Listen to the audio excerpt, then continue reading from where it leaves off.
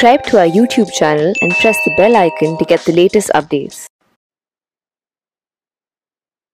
नमस्कार विद्यार्थी मित्रांनो, आपण आज एक सेशन घेणार आहोत आणि या सेशनमध्ये आपण जी बॅच आहे राज्यातील पूर्व परीक्षा आणि या राज्यातील 2000 पूर्व परीक्षेची तयारी आहे ती करता करता तुम्हाला ग्रुप बी ग्रुप सी पण बरीच तयारी तुमची होऊन जाईल. त्याच्या प्रकारे आपण काय सांगितले आहे 90 दिवस साधारण आपण प्लॅनिंग आहे असं किती दिवसाचं प्लॅनिंग आहे 90 दिवस म्हणजे काय आपल्याला आपण समजा मार्च पर्यंत ही बॅच संपवली राईट ती कंप्लीट बाय मार्च.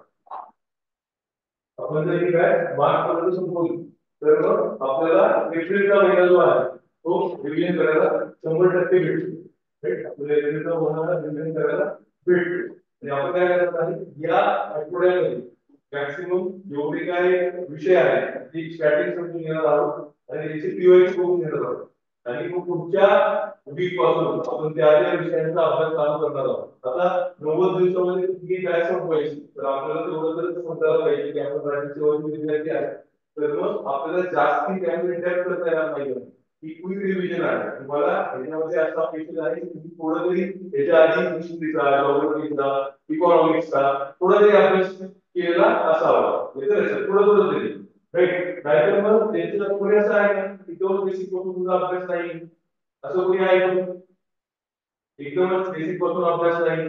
जर असं कोणी असेल जर तुझं बेसिक पासून बिलकुल पण अभ्यास नाही त्यासाठी आपण जे बेसिक लेक्चर दिलेले आहे तुमच्या ऍप मध्ये मला भेटतील. तुम्ही जे बेसिक लेक्चर असणार माईकचा आवाज येतोय जे बेसिक लेक्चर आहे ते बेसिक लेक्चर तुम्ही तिकडनं बघू शकता आणि इकडे maximum PYQ solving maximum revision आणि प्री फोकस असा आपण अभ्यास करणार आहोत.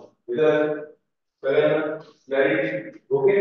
तर मी मेजरली आपले जे हिस्ट्रीचे आहे ओके तर इतिहासामध्ये आपल्याला एन्शियंट आणि मिडीवल जो पार्ट आहे प्राचीन आणि मध्ययुगीन तो सगळ्यांना थोडा कठीण जातो किंवा आपल्याला पास करायची असेल तर आपल्या सर्वांना माहिती असलं पाहिजे की ही कॉम्पिटेटिव्ह एक्झाम आहे. कशी एक्झाम आहे? कॉम्पिटेटिव्ह एक्झाम आहे. म्हणजे ही अशी एक्झाम नाहीये की आपण कॉलेजला बसतो ग्रॅज्युएशनला बसतो आणि आपल्याला 35% 40% आपण पास होतो अशी एक्झाम आहे काही नाहीये. कॉम्पिटेटिव्ह एक्झाम म्हणजे काय जर 100 पोरांना सिलेक्ट करायचं असेल तर जे पहिले 100 येतील ते सिलेक्ट होतील. 101 वा जर तुम्ही आला तुम्ही सिलेक्ट होणार नाही. येते लक्षात. म्हणजे आपल्याला मार्क जास्ती पाडायचे रँकिंग मध्ये वरती यायचंय. जर आपल्याला मार्क जास्ती पाडायचे असतील तर आपण समजा 100 पोरं असू क्लासमध्ये तर सगळ्यांना जे उत्तर येत आहेत ते तर आपल्याला अपेक्षित आहेत उत्तर येण्यासाठी पण असे पण उत्तर आपल्याला अपेक्षित आहेत की जे कोणाला येत नाही ते मला आले पाहिजे तर मी बाकीच्यांपेक्षा पुढे जाऊ शकतो. म्हणून मी जे आहे मी फक्त तुमचा एकच भाग घेणार आहे दॅट इज प्राचीन आणि मध्ययुगीन इतिहासाचा भाग घेणार आहे.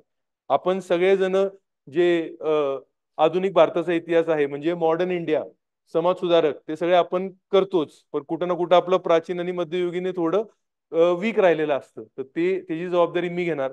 बाकी पॉलिटीची जबाबदारी सुनील सर आहेत.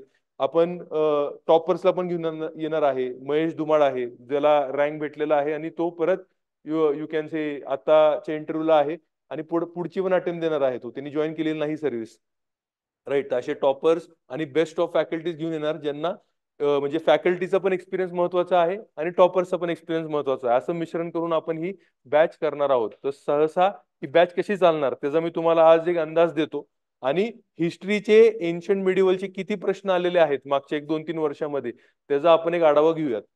ओके ठीक आहे. तर आपण पुढे जाऊयात. हे बघा या बॅचचं काय आहे. या बॅचला आपण नाव दिलेलं आहे आरंभ टार्गेट बॅच प्री 2024. कोणासाठी ही बॅच आहे जसं मी तुम्हाला सांगितलेलं आहे राज्यसेवा आणि कंबाईन या दोघांसाठी ही बॅच आहे. पण काय फोकस्ड आहे? प्री फोकस्ड आहे. तुम्हाला जर डिटेलमध्ये पाहिजे असतील तर ऑलरेडी आम्ही आत्ताच ऑगस्ट सप्टेंबर ऑक्टोबर नोव्हेंबर मध्ये GS 1 2 3 4 चा जो सिलेबस आहे तो मेन्सचा तुमचा जो सिलेबस आहे तर तो आपण डिटेलमध्ये कंप्लीट केलेला आहे. ते आपल्याला ऍप वरती सगळ्यांना भेटेल. आता मेन्स करण्याचा वेळ नाही. आपण प्री झालो तरच मेन्स होणार आणि प्री झालोच नाही तर कदाचित ही एक्झाम परत कधी देऊ शकणार नाही. म्हणून आपण सगळ्यांनी मेन्सचं किती झालंय काय झालंय ते डोक्यात न ठेवता 100% कशाला जोर लावायचा आता? प्रीला. 100% प्रीला जोर लावायचा आहे, तरच ही प्री आपली सुटणार आहे. येते लक्षात? आता डोक्यात फक्त एकच असलं पाहिजे, pre pre pre, that's it. येते तुम्हाला लक्षात? काही करून ती क्लिअर करायची आहे आपल्याला प्री. मग आपलं जे काय राहिलं असेल मेन्सचं, तर प्री आणि मेन्सच्या मध्ये जो काही गॅप असेल त्यामध्ये सराव करून आपल्याला ते करून घेता येईल. येतं का लक्षात? आजपासून एकदम डोक्यात क्लिअर ठेवा की बाबा माझ्यासाठी माझ्यासाठी जी एमपीएससी ची परीक्षा आहे किंवा कंबाईनची परीक्षा आहे ती फक्त कुठली आहे? प्रीची आहे. मला मेन्सचं काही घेणं देणंच नाही, मला इंटरव्ह्यूचं काही घेणं देणंच नाही, फक्त प्रीसाठी मी जगणार आहे. कारण की त्या लेवलची कॉम्पिटिशन आहे. त्या लेवलनी जर आपण काम केलं तरच आपल्याला यश प्राप्ती होऊ शकते. येतं तुम्हाला लक्षात? राईट. तर ह्याच्यामध्ये 90 दिवसाचा साधारण प्लॅन आहे. राईट. 10% वरती खाली आपण जाऊ शकतो. राईट. त्यानंतर STQ फॉर्म मध्ये होणार, म्हणजे सब्जेक्ट तुम्हाला शिकवलं जाईल. आज मी तुम्हाला पूर्ण दाखवतो की एन्शंट आणि मिडिवल, प्राचीन आणि मध्ययुगीन, हे कसं मी तुम्हाला एक फ्रेमवर्क करून दाखवतो. त्या प्रकारे टीचर्सला मी सांगितलेलं आहे शिकवण्यासाठी. ओके. तर तुम्हाला ह्याच्यावरनं कळेल की आज कसं आपण एक फ्रेम घेतोय. येतं लक्षात? तर आपण काय घेणार आहे याच्यामध्ये? सब्जेक्ट, त्या कुठले महत्वाचे टॉपिक आहेत, PYQ अनालिसिस करून कुठले महत्वाचे टॉपिक आहेत त्याच्यावरती जास्तीत जास्त भर. ओके. बट अपेक्षित आहे की तुम्ही वाचून यावे. ओके. त्याच्या पुढं प्रश्न, म्हणजे ह्याच्यामध्ये पॅरलली काय चालणार? प्रिलिम्स टेस्ट सिरीज पण चालणार तुमची.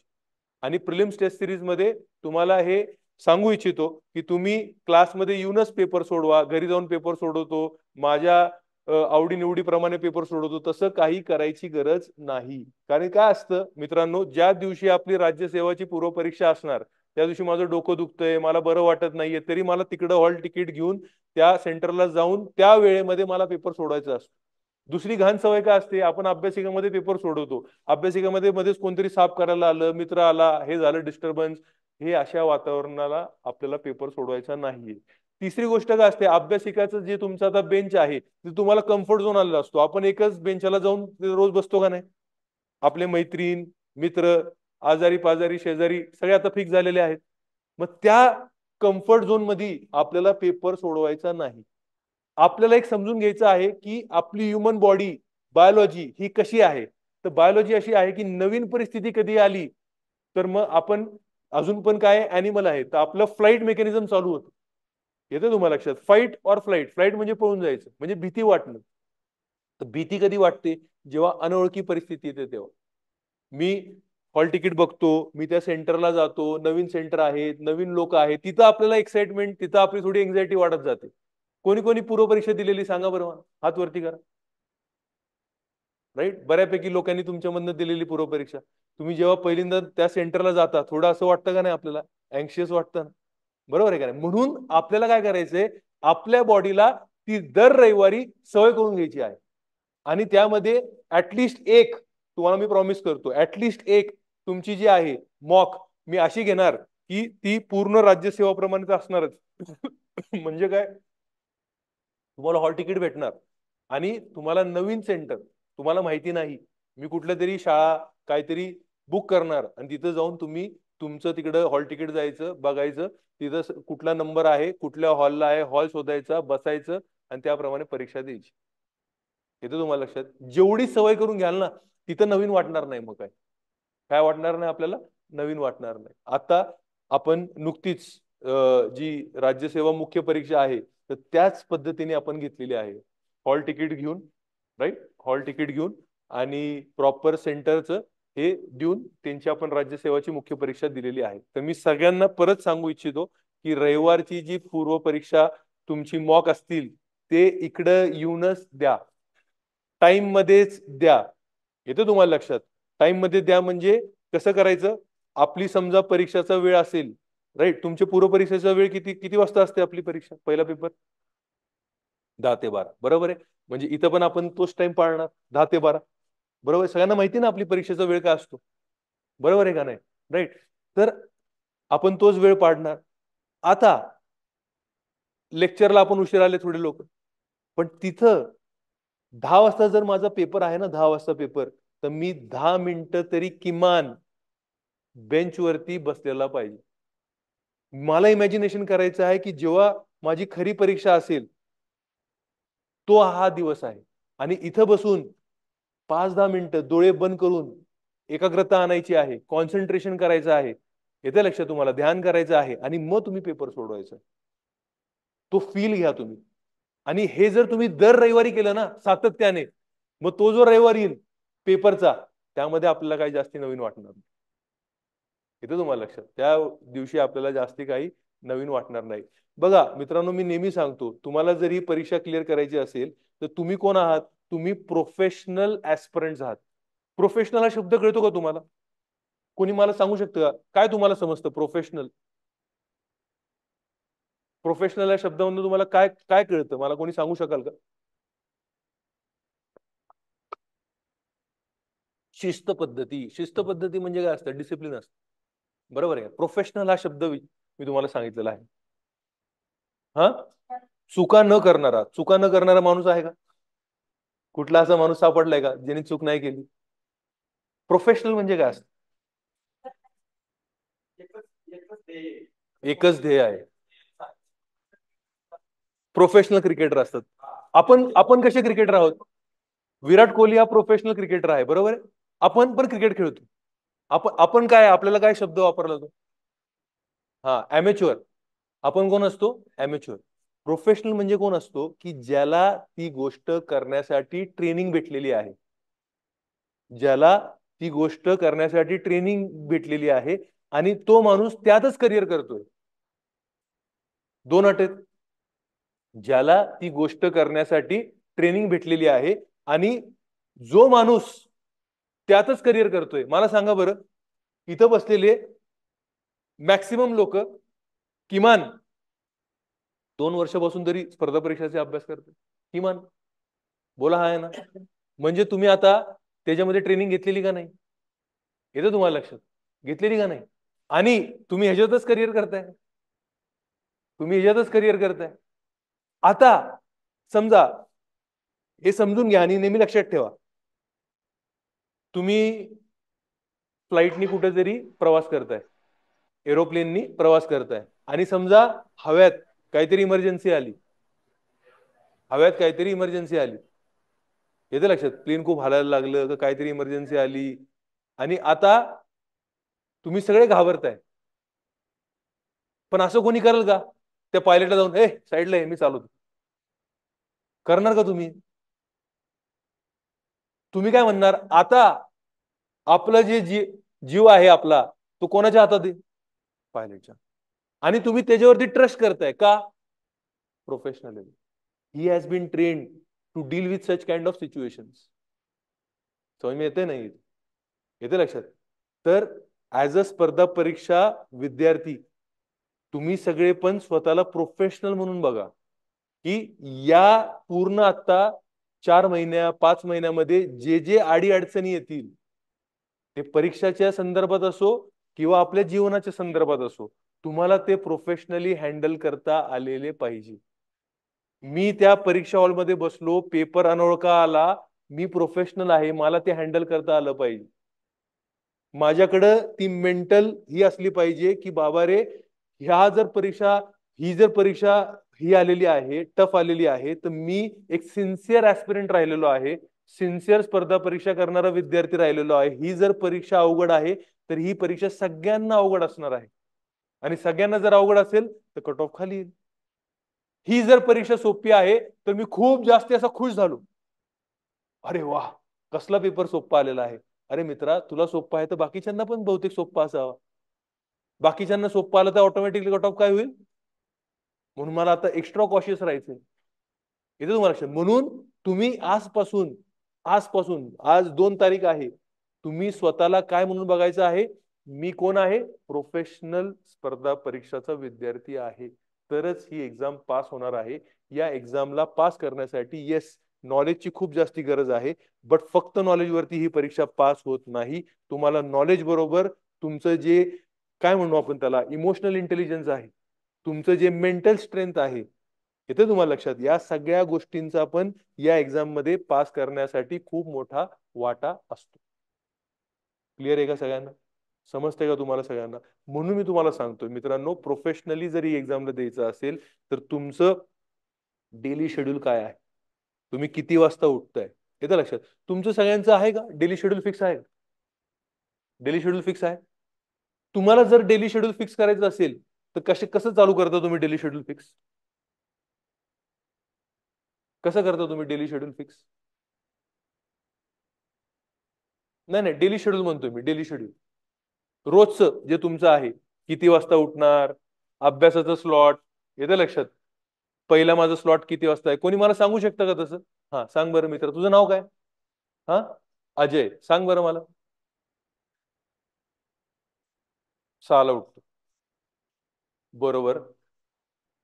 7ला लायब्ररीला, बरोबर 7ला पोचतो लायब्ररीला. बर, 7:15 नाही झाले पाहिजे, 7च झाले पाहिजे. हा, व्हेरी गुड, व्हेरी गुड.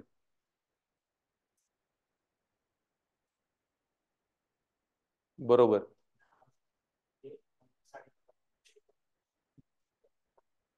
बरोबर. ओके. हम्म.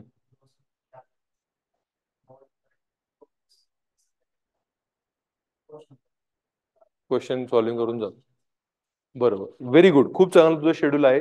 पण आता मला सांग, या शेड्यूल रोजचं तुमच्या सगळ्यांचं असं शेड्यूल असेल रफली? आता आपल्या सगळ्यांना तरी हे मान्य असेल की आपण सगळे प्रोफेशनल आहोत, फुल टाइम सगळे करताय. तर कोणी जॉब करून करतंय? जॉब करून करणारं कोणी नाही. फुल टाइम तुम्ही करताय, तुम्ही प्रोफेशनल आहात. तुम्हाला सगळ्यांना राज्यसेवाची पूर्व परीक्षा क्लिअर करायची आहे. म्हणून सगळ्यांना ही अट तर मिनिमम असणार की आता आपण आत्तापासून किमान 10 तास तरी क्वालिटी आणि क्वांटिटी अभ्यास केला पाहिजे. 10 तास तरी झाला पाहिजे ना अभ्यास, बरोबर आहे का नाही? आता होत नसेल जर 10 तास आपला अभ्यास, म्हणजे आपण एफर्ट मध्ये कमी पडतोय.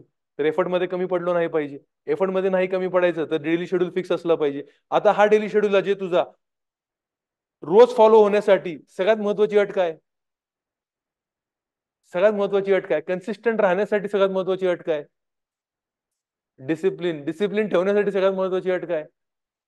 हा, काय? निश्चय पाहिजे. निश्चय ठेवण्यासाठी सगळ्यात महत्वाची अट काय? निश्चय जरी असला तरी सकाळी त्यांनी किती वाजता उठलं पाहिजे? नाही नाही, अर्ली मॉर्निंग नाही, मी असं म्हणतच नाही.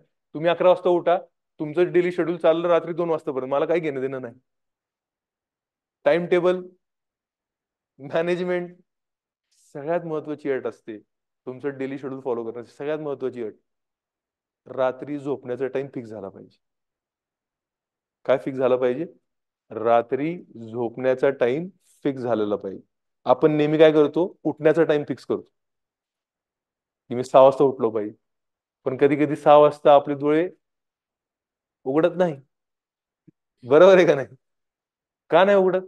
माझं रात्री झोपण्याला मी लेट झालो.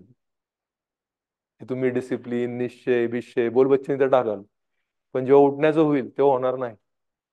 का? रात्री झोपण्याचा टाइम. म्हणून काय करायचं मित्रांनो, अलार्म लावा. अलार्म, अलार्म लावा. कशाचा अलार्म लावायचा आहे? रात्री माझा झोपण्याचा टाइम काय आहे त्याचा अलार्म लावा. आणि ते अलार्म वाजला की सगळं बंद करून बेडवरती जायचं. झोप आली का नाही आली, आपण बेडवरती जाऊन आपले डोळे बंद करून यू कॅन से ट्राय करायचं झोपण्यासाठी. मग तुम्ही सकाळी बरोबर उठणार. कारण की मित्रांनो, हे जे पुढचे 4-5 महिने आहेत तिथे सगळ्यात महत्वाचं तुमचं काय राहणार आहे? तुमचं हेल्थ. काय राहणार आहे सगळ्यात महत्वाचं? तुमचं हेल्थ. आपली जर हेल्थ चांगली असेल, येतं लक्षात, तर आपलं माइंड चांगलं असेल, आणि माइंड चांगलं असेल तर जिंकणार आहे आपण ही शर्यत. बरोबर आहे का?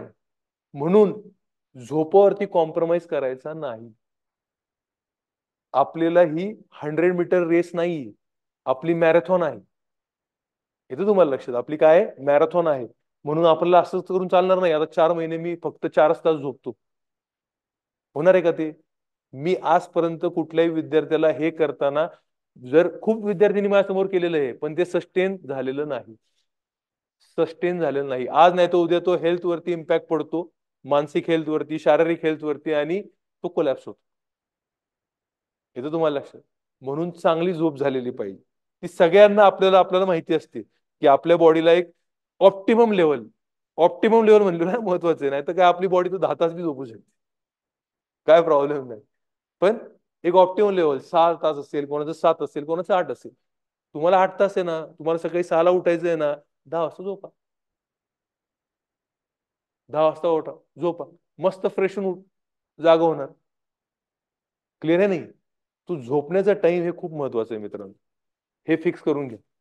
जे जे महत्वाचं वाटतं ते लिहून घ्या. परत ब्युकनचे लेक्चर आठवणार नाही आपल्याला. आज आपण वेळ देतो इथं, लक्षात घ्या. इन्व्हेस्टमेंट आहे आपला, हा आपला इन्व्हेस्टमेंट आहे. आज सगळ्यात महत्वाचं जर वेळ आहे पूर्ण भारतामध्ये कोणाचं, तुमचं आहे. एक लक्षात घ्या, तुम्ही आहे ना पैसे बिशे मध्ये काय मोजू नका. पैसे गेले ना परत तुम्ही कमवाल, त्याचं काही घेणं देणं नाही. वेळ गेला तर कसं कमवणार? म्हणून एक एक क्षण तुम्ही जो देताय ना आता, तो खूप मोलाचा आहे, खूप जास्ती मोलाचा आहे. आणि त्या क्षणामध्ये येते लक्षात, मला नेहमी काय तळमळ असते, माझ्याकडे जो विद्यार्थी येतो त्याचा वेळ वाया झालेला नाही पाहिजे. वेळ महत्वाचा आहे. म्हणून टाइम मॅनेजमेंटसाठी डेली शेड्यूल फिक्स झालं पाहिजे. डेली शेड्यूल का फिक्स झालं पाहिजे? कारण की माझ्या बॉडीला एक बायोलॉजिकल क्लॉक आहे. माझ्या बॉडीला काय आहे? बायोलॉजिकल क्लॉक आहे. ऑटोमॅटिक मी जर रोज माझ्या बॉडीला सवय दिली की 6 वाजता उठायचं आहे, विदाऊट अलार्म माझी बॉडी 6 ला उठेल. माझ्या बॉडीला जर मी सवय दिली रोज 10 वाजता रात्री झोपायचं आहे, 11 वाजता 12, तुमचा जो काही वेळ असेल तुम्ही ठरवा तो ऑटोमॅटिकली त्या वेळाला माझी बॉडी झोपेल. माझ्या बॉडीला जर मी माझं जेवणाचा टाइम फिक्स केलेला आहे, नाश्त्याचा टाइम फिक्स केलेला आहे, तर माझ्या बॉडीला बाकीच्या वेळात भूक लागणार नाही. नाही तर काय होतंय, जर शेड्यूल नसेल तर मी आत्ता अभ्यासाला बसलो की मला झोप येते, मी आत्ता अभ्यासाला बसलो की मला भूक लागते, मी आत्ता अभ्यासाला बसलो की माझं मन विचलित होतंय. म्हणून काय करायला लागेल? हॅबिट, सवय. ही गोष्ट तुम्ही जे काय तुमचं डेली शेड्यूल फिक्स कराल, 21 दिवस फॉलो करा, बरोबर तुमची बॉडी बायोलॉजिकली मेंटली त्या हॅबिटमध्ये बसणार. येतं तुम्हाला लक्षात? मी तुम्हाला ह्या सगळ्या गोष्टी पहिले का सांगतोय हिस्ट्रीच्या आधी? कारण की मला तुम्हाला प्रोफेशनल ऍस्पिरंट्स बनवायचं आहे. येतं तुम्हाला लक्षात? एकदम डिसिप्लिन, एकदम प्रोफेशनल. येतं लक्षात? म्हणून झोप पासून मी चालू केलेलं आहे. झोपला कॉम्प्रोमाइज करायचं नाही, तर आपलं माइंड काय राहतंय? ऍक्टिव्ह राहतंय. माइंड काय राहतंय? आपलं ग्रास्पिंग पॉवर हायएस्ट राहतोय. पहिली गोष्ट. दुसरी गोष्ट, चांगलं जेवण घ्या. जेवणमध्ये कॉम्प्रोमाइज करू नका. संतुलित आहार घ्या. जे काय तुम्हाला प्रोटीन रिक्वायरमेंट असेल, विटामिन रिक्वायरमेंट असतील, ते सगळे घ्या. आहारमध्ये कॉम्प्रोमाइज करू नका. येते लक्षात? आता 4 महिने त्यामध्ये जरा जास्ती पैसे लागत असतील तर लावा. फंडा असतो बिझनेसचा. कॅपिटलिस्ट, आपण कॅपिटलिझम अभ्यास करतो ना, काय म्हणतो आपण कॅपिटलिझमला मराठीत? भांडवलशाही. भांडवल हा शब्द म्हणजे काय असतो?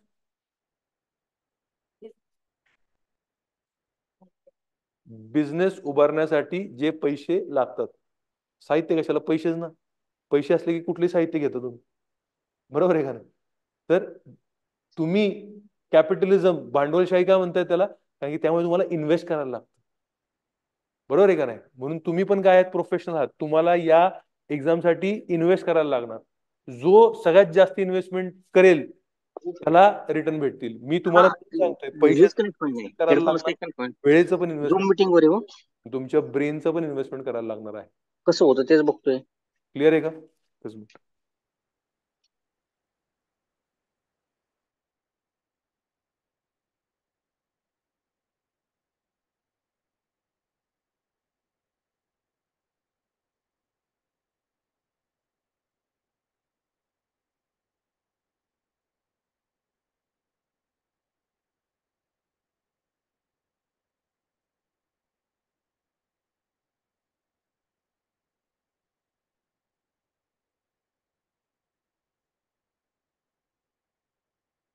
आता आवाज येतोय का व्यवस्थित? एकच मिनिट.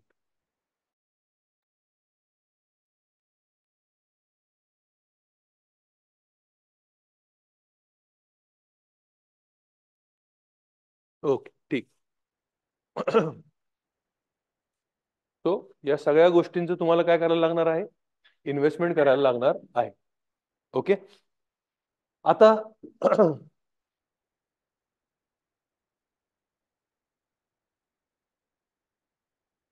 बघा, मी काय काय सांगितलं. एक गोष्ट, डेली शेड्यूल.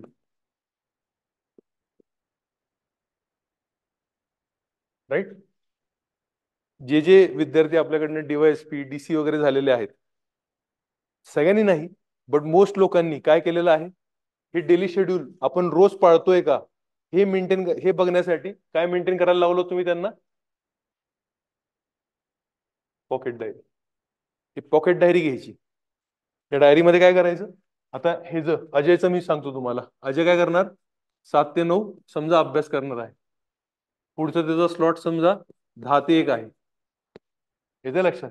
पुढचा त्याचा स्लॉट समजा 2 ते 6 आहे. आणि पुढचा त्याचा जो स्लॉट आहे तो समजा 7 ते 9 आहे. मग तिचा अपेक्षा काय आहे? 2, 3, 4, 2. किती झाला अभ्यास? 5 आणि 6 म्हणजे समजा 11 तास झाला. किंवा कोणाचं 10 तास असेल, मला काय घेणं देणं नाही. कोणाचं 9 तास असेल. समजा तुमचं जर 11 तासाचा अभ्यास आहे, इथं तुम्हाला अपेक्षित स्लॉट्स आहेत असे लिहून टाकले. येतं लक्षात? तर मी रोज असं लिहिणार. आज काय तारीख आहे? 2nd. मग इथं 3rd. किंवा मला 2 तास अपेक्षित होते, मी किती तास केला? इथं 1च केला. इथं 3 तास अपेक्षित 3 झाले. इथं बी 3 झाले, 4ची जावी आणि इकडे 1च झाला. म्हणजे माझा टोटल अभ्यास किती झाला? 6, 8 तास. किती अपेक्षित होता? What can be measured can be improved. तुम्हाला असं वाटत असेल तुम्ही खूप अभ्यास करताय, पण रोज झोपण्याच्या आधी स्वतःचं मेजरमेंट घ्या, किती अभ्यास झालेला आहे.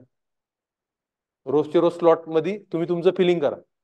म्हणजे रोज तुम्हाला एक फीडबॅक भेटतो. रोजचा रोज फीडबॅक भेटतो तुम्हाला. कोणाचा बाहेरच्या माणसाचा फीडबॅकची गरजच पडणार नाही. तुम्हाला तुमचा फीडबॅक रोजचा रोज मिळतो की बाबा मला जे काय माझं अपेक्षित होतं, येतं लक्षात? मला जे काय माझं अपेक्षित होतं त्याच्यामध्ये माझं आता काय चाललेलं आहे, येतं लक्षात तुम्हाला? तो तुमचा फीडबॅक हा खूप गरजेचा आहे.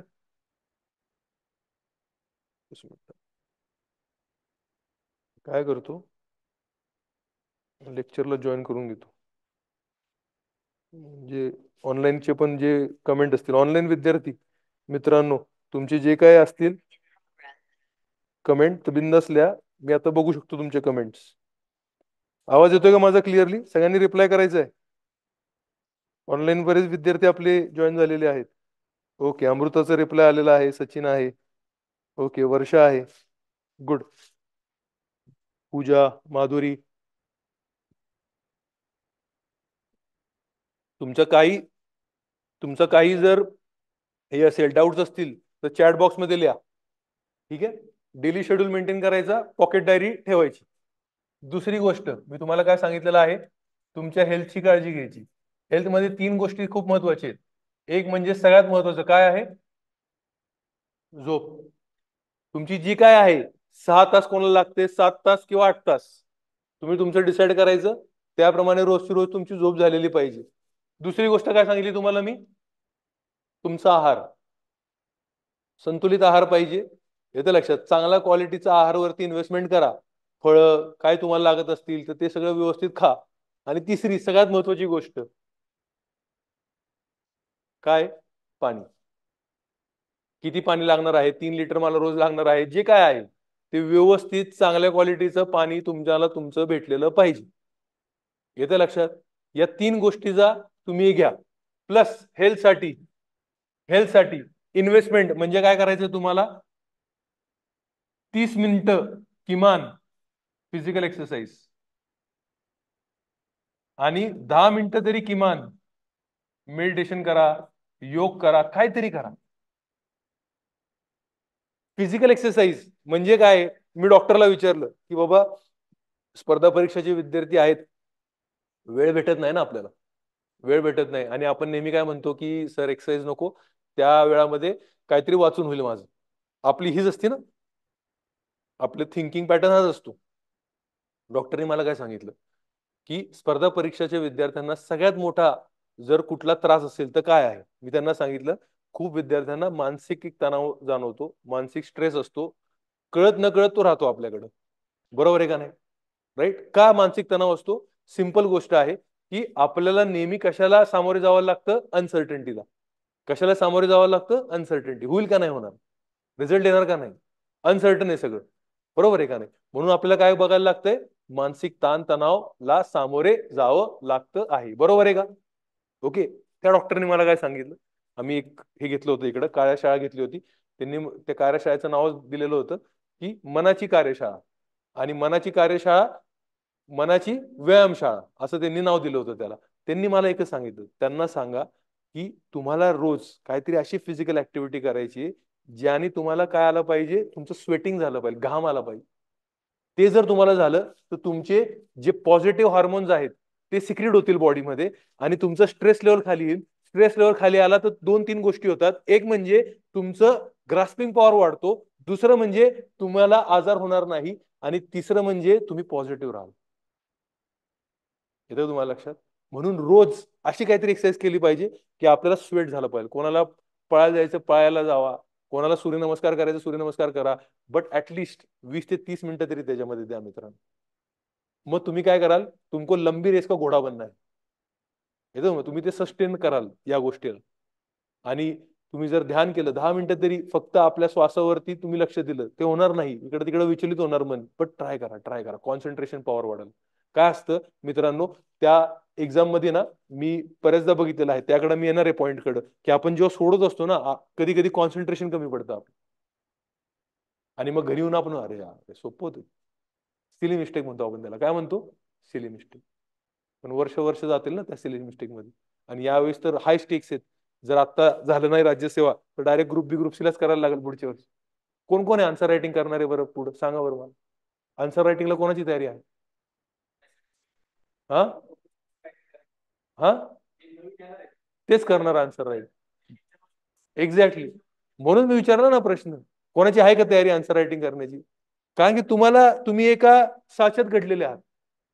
आता तो साचा बदलणं मला पण कळतं अवघड आहे. हार्डली 5% पण नसते. बरोबर आहे का नाही? म्हणून हे सगळं करा आणि प्रोफेशनल राहावा. मी आज तुम्हाला हिस्ट्री पण शिकवतो, पण मला वाटतं हे त्याच्या आधी महत्वाचं आहे. येतं तुम्हाला लक्षात?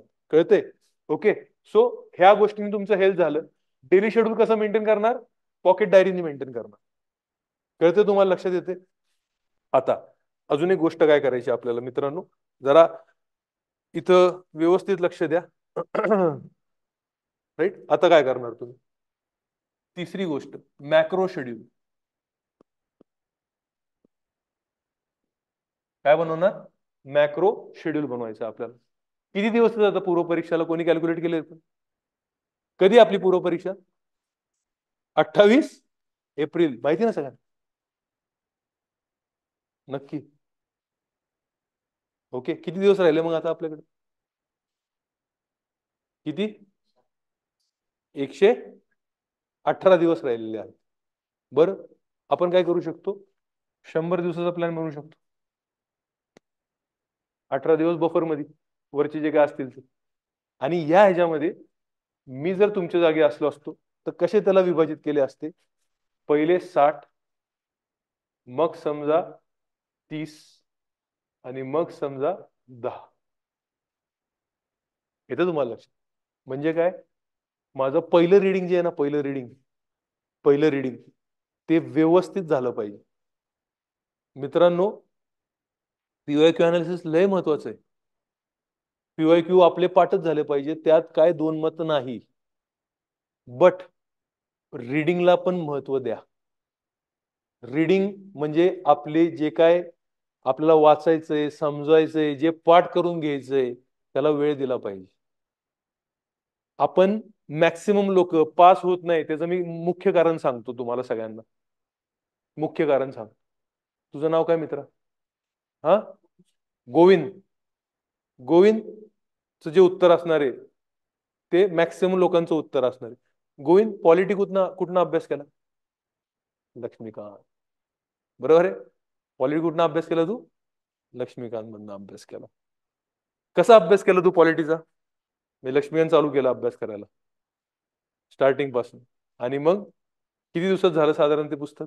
आता किती दिवसात? आज चालू केलं, किती दिवसात होईल?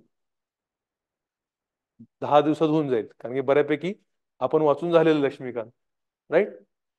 ज्या दिवशी लक्ष्मीकांत वाचून झालं त्या दिवशी तुला कसं वाटतं? शांतता वाटते ना जरा, की 10वा दिवस आहे आता. बरोबर आहे. 10वा आला. बरोबर. आता बरं वाटतं, शांत वाटतं जरा. हे सगळ्यांचं हेच असतं. काय याच्यामध्ये ट्रॅप बघा, ट्रॅप मित्रांनो. आता मी काय एवढं बोलू शकतो कारण की एवढा एक्सपिरियन्स, एवढे विद्यार्थी बघितलेले आहेत, माझी पण जर्नी आहे. काय मित्रांनो, आपण सगळे अभ्यास करतो पुस्तकांद्वारे, आपण सगळ्या ह्याच्यामध्ये चुकतं की ज्या दिवशी आपलं पुस्तक संपलं त्या दिवशी आपल्याला वाटतं आपलं पॉलिटी झाली. येतं लक्षात तुम्हाला? आपल्याला काय होतं, आपल्याला एक फॉल्स कॉन्फिडन्स येतो. म्हणून आपण सगळे कशासाठी पळत असतो की फक्त आपले पुस्तक संपले पाहिजे. टार्गेट काय असतो? पुस्तक संपले पाहिजे, पुस्तक संपले पाहिजे. आणि ते पुस्तक संपवण्याच्या नादमध्ये आपली परीक्षा संपते.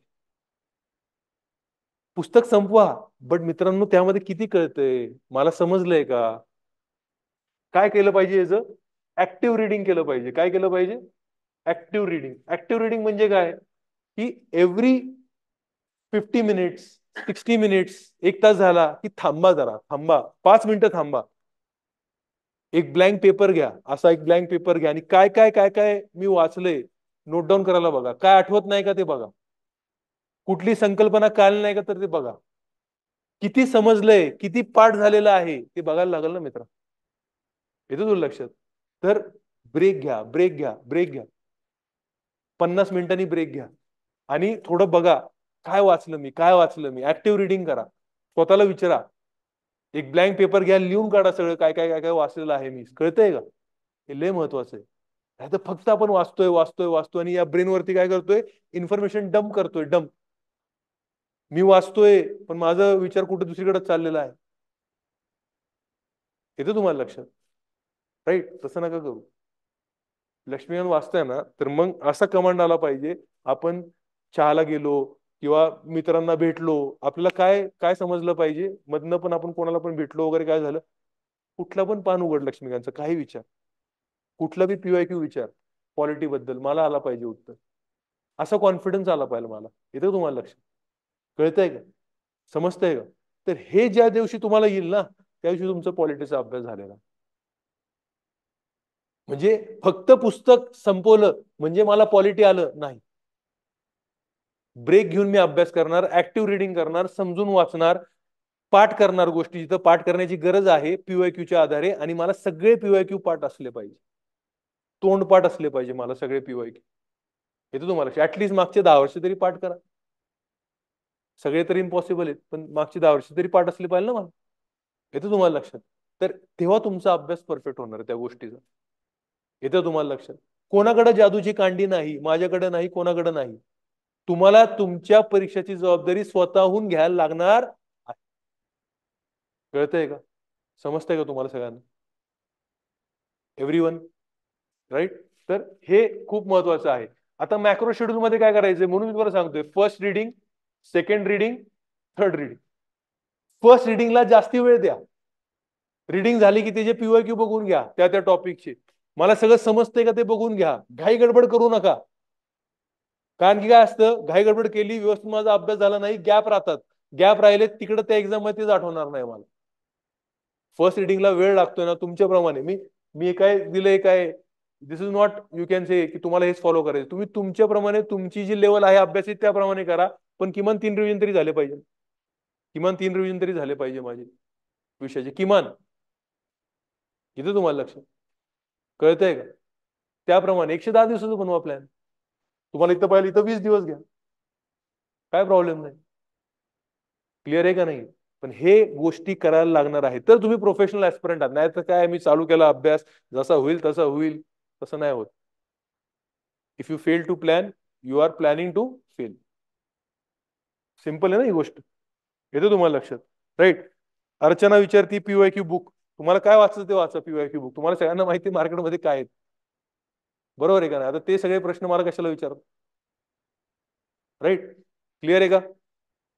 ओके. हा फिडल कॅस्ट्रो कोण आहे बाबा? स्वतःचं नाव आई वडिलांनी दिलेलं असेल ते टाका. का फिडल कॅस्ट्रो ठेवलंय नाव, ते ठेवलं असेल तर चालतंय मला. फिडल कॅस्ट्रो बद्दल मी तुम्हाला 10 गोष्टी बोलायला लावले, 11व्या गोष्टीला तुम्ही अडकणार. हसतोय फिडल कॅस्ट्रो स्वतः. ठीक आहे. चला, तर काय करायचं आपल्याला? आपल्या सगळ्यांचं मायक्रो शेड्यूल फिक्स असलं पाहिजे. बघा मित्रांनो, तुम्ही जर HVSI स्पर्धा परीक्षेकडे येत आहे, निरोधाकडे येत आहे, ह्या सगळ्या गोष्टी इम्प्लिमेंट करायच्या. मला कधी तुम्ही कुठं पण दिसला, मी डायरेक्ट तुम्हाला बोलवेल, दाखव तुझं मायक्रो शेड्यूल, तुझं डेली टाइम टेबल लिहिलेलं आहे का दाखव. इथे तुम्हाला लक्ष कळते. आता चौथी गोष्ट काय करायचं आहे आपल्याला? आपली बुक लिस्ट. काय करायचं आपल्याला? आपली बुक लिस्ट म्हणजे काय करायचं? आपल्याला लिहून काढायचं की पॉलिटी, राईट, इथं सब्जेक्ट लिहायचा, इथं आपलं मटेरियल काय असणार आहे ते लिहायचं, आणि इथं दिवस. तुम्ही काय करणार? फॉर एक्झाम्पल लक्ष्मीकांत, आणि ह्याने किती सांगितले? मला लागणार आहे 10 दिवस. हे फिक्स करून घ्यायचं. हे काय करून घ्यायचं? फिक्स करून घ्यायचं. सगळं लिहून टाकायचं असतं. पॉलिटी नंतर काय वाचणार तुम्ही? समजा जॉग्राफी, एन्व्हायरमेंट. त्यानंतर काय वाचणार? समजा हिस्ट्री. त्यानंतर काय वाचणार तुम्ही? सायन्स. त्यानंतर काय वाचणार तुम्ही? काय राहिलं मित्रांनो अजून? इकॉनॉमिक्स आणि करंट अफेअर्स. बरोबर. सीसॅट तर काय आता आहेच. क्लिअर? ह्याला कुठलं मटेरियल वाचणार आहे आणि साधारण किती दिवस देणार आहे? हेच मटेरियल वाचावं जे आधी वाचलेलं आहे. का आता नवीन वाचणार काय? लय भारी नोट्स आलेत मार्केटमध्ये, वाचायचे का नवीन? काय करणार नोट्स लगेच? येते तुम्हाला लक्षात? जे आतापर्यंत वाचले तेच वाचा, कारण की ते वाचले की तुम्हाला ते फास्ट होणार आहे. ते कळलं असेल, त्याच्यावरती तुम्ही वेगवेगळ्या रंगाने काय काय सगळी रांगोळी केली असेल. मग आपलं वाटतंय ते बरोबर आहे का नाही? म्हणून ह्या तुमचा टेबल फिक्स झाला पाहिजे. आणि देव स्वतः जरी आला पुढच्या 10 दिवसात, 15 दिवसात, 2 महिन्यात आणि सांगितलं, बाबा रे मार्केटमध्ये नवीन या सरांचं पुस्तक आलेलं आहे, या सरांचं नवीन नोट्स आलेले आहेत, ह्यामधनं डायरेक्ट आयोग घेणारे प्रश्न, तरी देवाला म्हणायचं पुढच्या वर्षी लवकर या. हे तर तुम्हाला लक्षात? कोणाचंही ऐकायचं नाही. मी म्हटलं, दुसरं कोण म्हणलं, माझे नोट्स वाचा, काही घेणं देणं नाही. तुम्ही जे आतापर्यंत वाचलेलं आहे त्याच्यावरती तुम्हाला 100% भरोसा ठेवा. नाहीतर मग तुम्हाला असं वाटतंय तुम्ही आता जे वाचलेलं ते त्यामध्ये दम नाहीये, तर 1-2 पुस्तकं तुम्ही याच्यामध्ये चेंज करा. येते लक्षात? पण एकदा तुमचं ते फिक्स झालं की बाबा मी सायन्स इकडनंच करणार आहे, जॉग्राफी इकडनंच करणार आहे, फक्त तेवढं करायचं. कारण की रिव्हिजन महत्वाची आहे. जेवढं नवीन नवीन वाचाल ते आपल्याला रिकलेक्ट होणार आहे का? रिकलेक्ट होणार आहे का? नाही होणार. जर रिकलेक्ट झालं नाही तर फायदा काय त्या गोष्टीचा? फायदा काय त्या गोष्टीचा सांगा ना मला. इथे तुम्हाला लक्षात? ऑनलाईन स्टुडंट सगळ्यांनी रिप्लाय करायचा आहे चॅट बॉक्स मध्ये, राईट? म्हणून हे गोष्टी करणं आणि आपल्या जिथं आपण अभ्यास करतो तिथं समोर लावणं सगळ्यात गरजेचं आहे. ह्याच्यावरनं तुमचा हा मॅक्रो प्लॅन खूप सुरळीत बनेल. ह्याच्यामध्ये पण लिस्ट कसं करायचं, क्रम कसा लावायचा, टेस्ट सिरीज प्रमाणे लावू नका. ह्याच्यामध्ये क्रम कसा लावायचा? ह्याच्यामध्ये क्रम लावायचा असा की मित्रांनो, जो सगळ्यात डिफिकल्ट विषय आहे तुमच्यासाठी, सगळ्यात अवघड विषय आहे, तो पहिले घ्या, किंवा ऍटलिस्ट दुसरा तरी घ्या त्याला. आता जर तुमची अशी परिस्थिती असेल की माझा अभ्यास आतापर्यंत सुरुवातच झाली नाही, मला अभ्यास करण्याची आता अजून ती बैठक क्षमता म्हणजे डेव्हलप झाली नाही, तर सोप्या विषयापासून चालू करा. तुम्हाला जो सगळ्यात आवडता विषय तिकडनं चालू करा.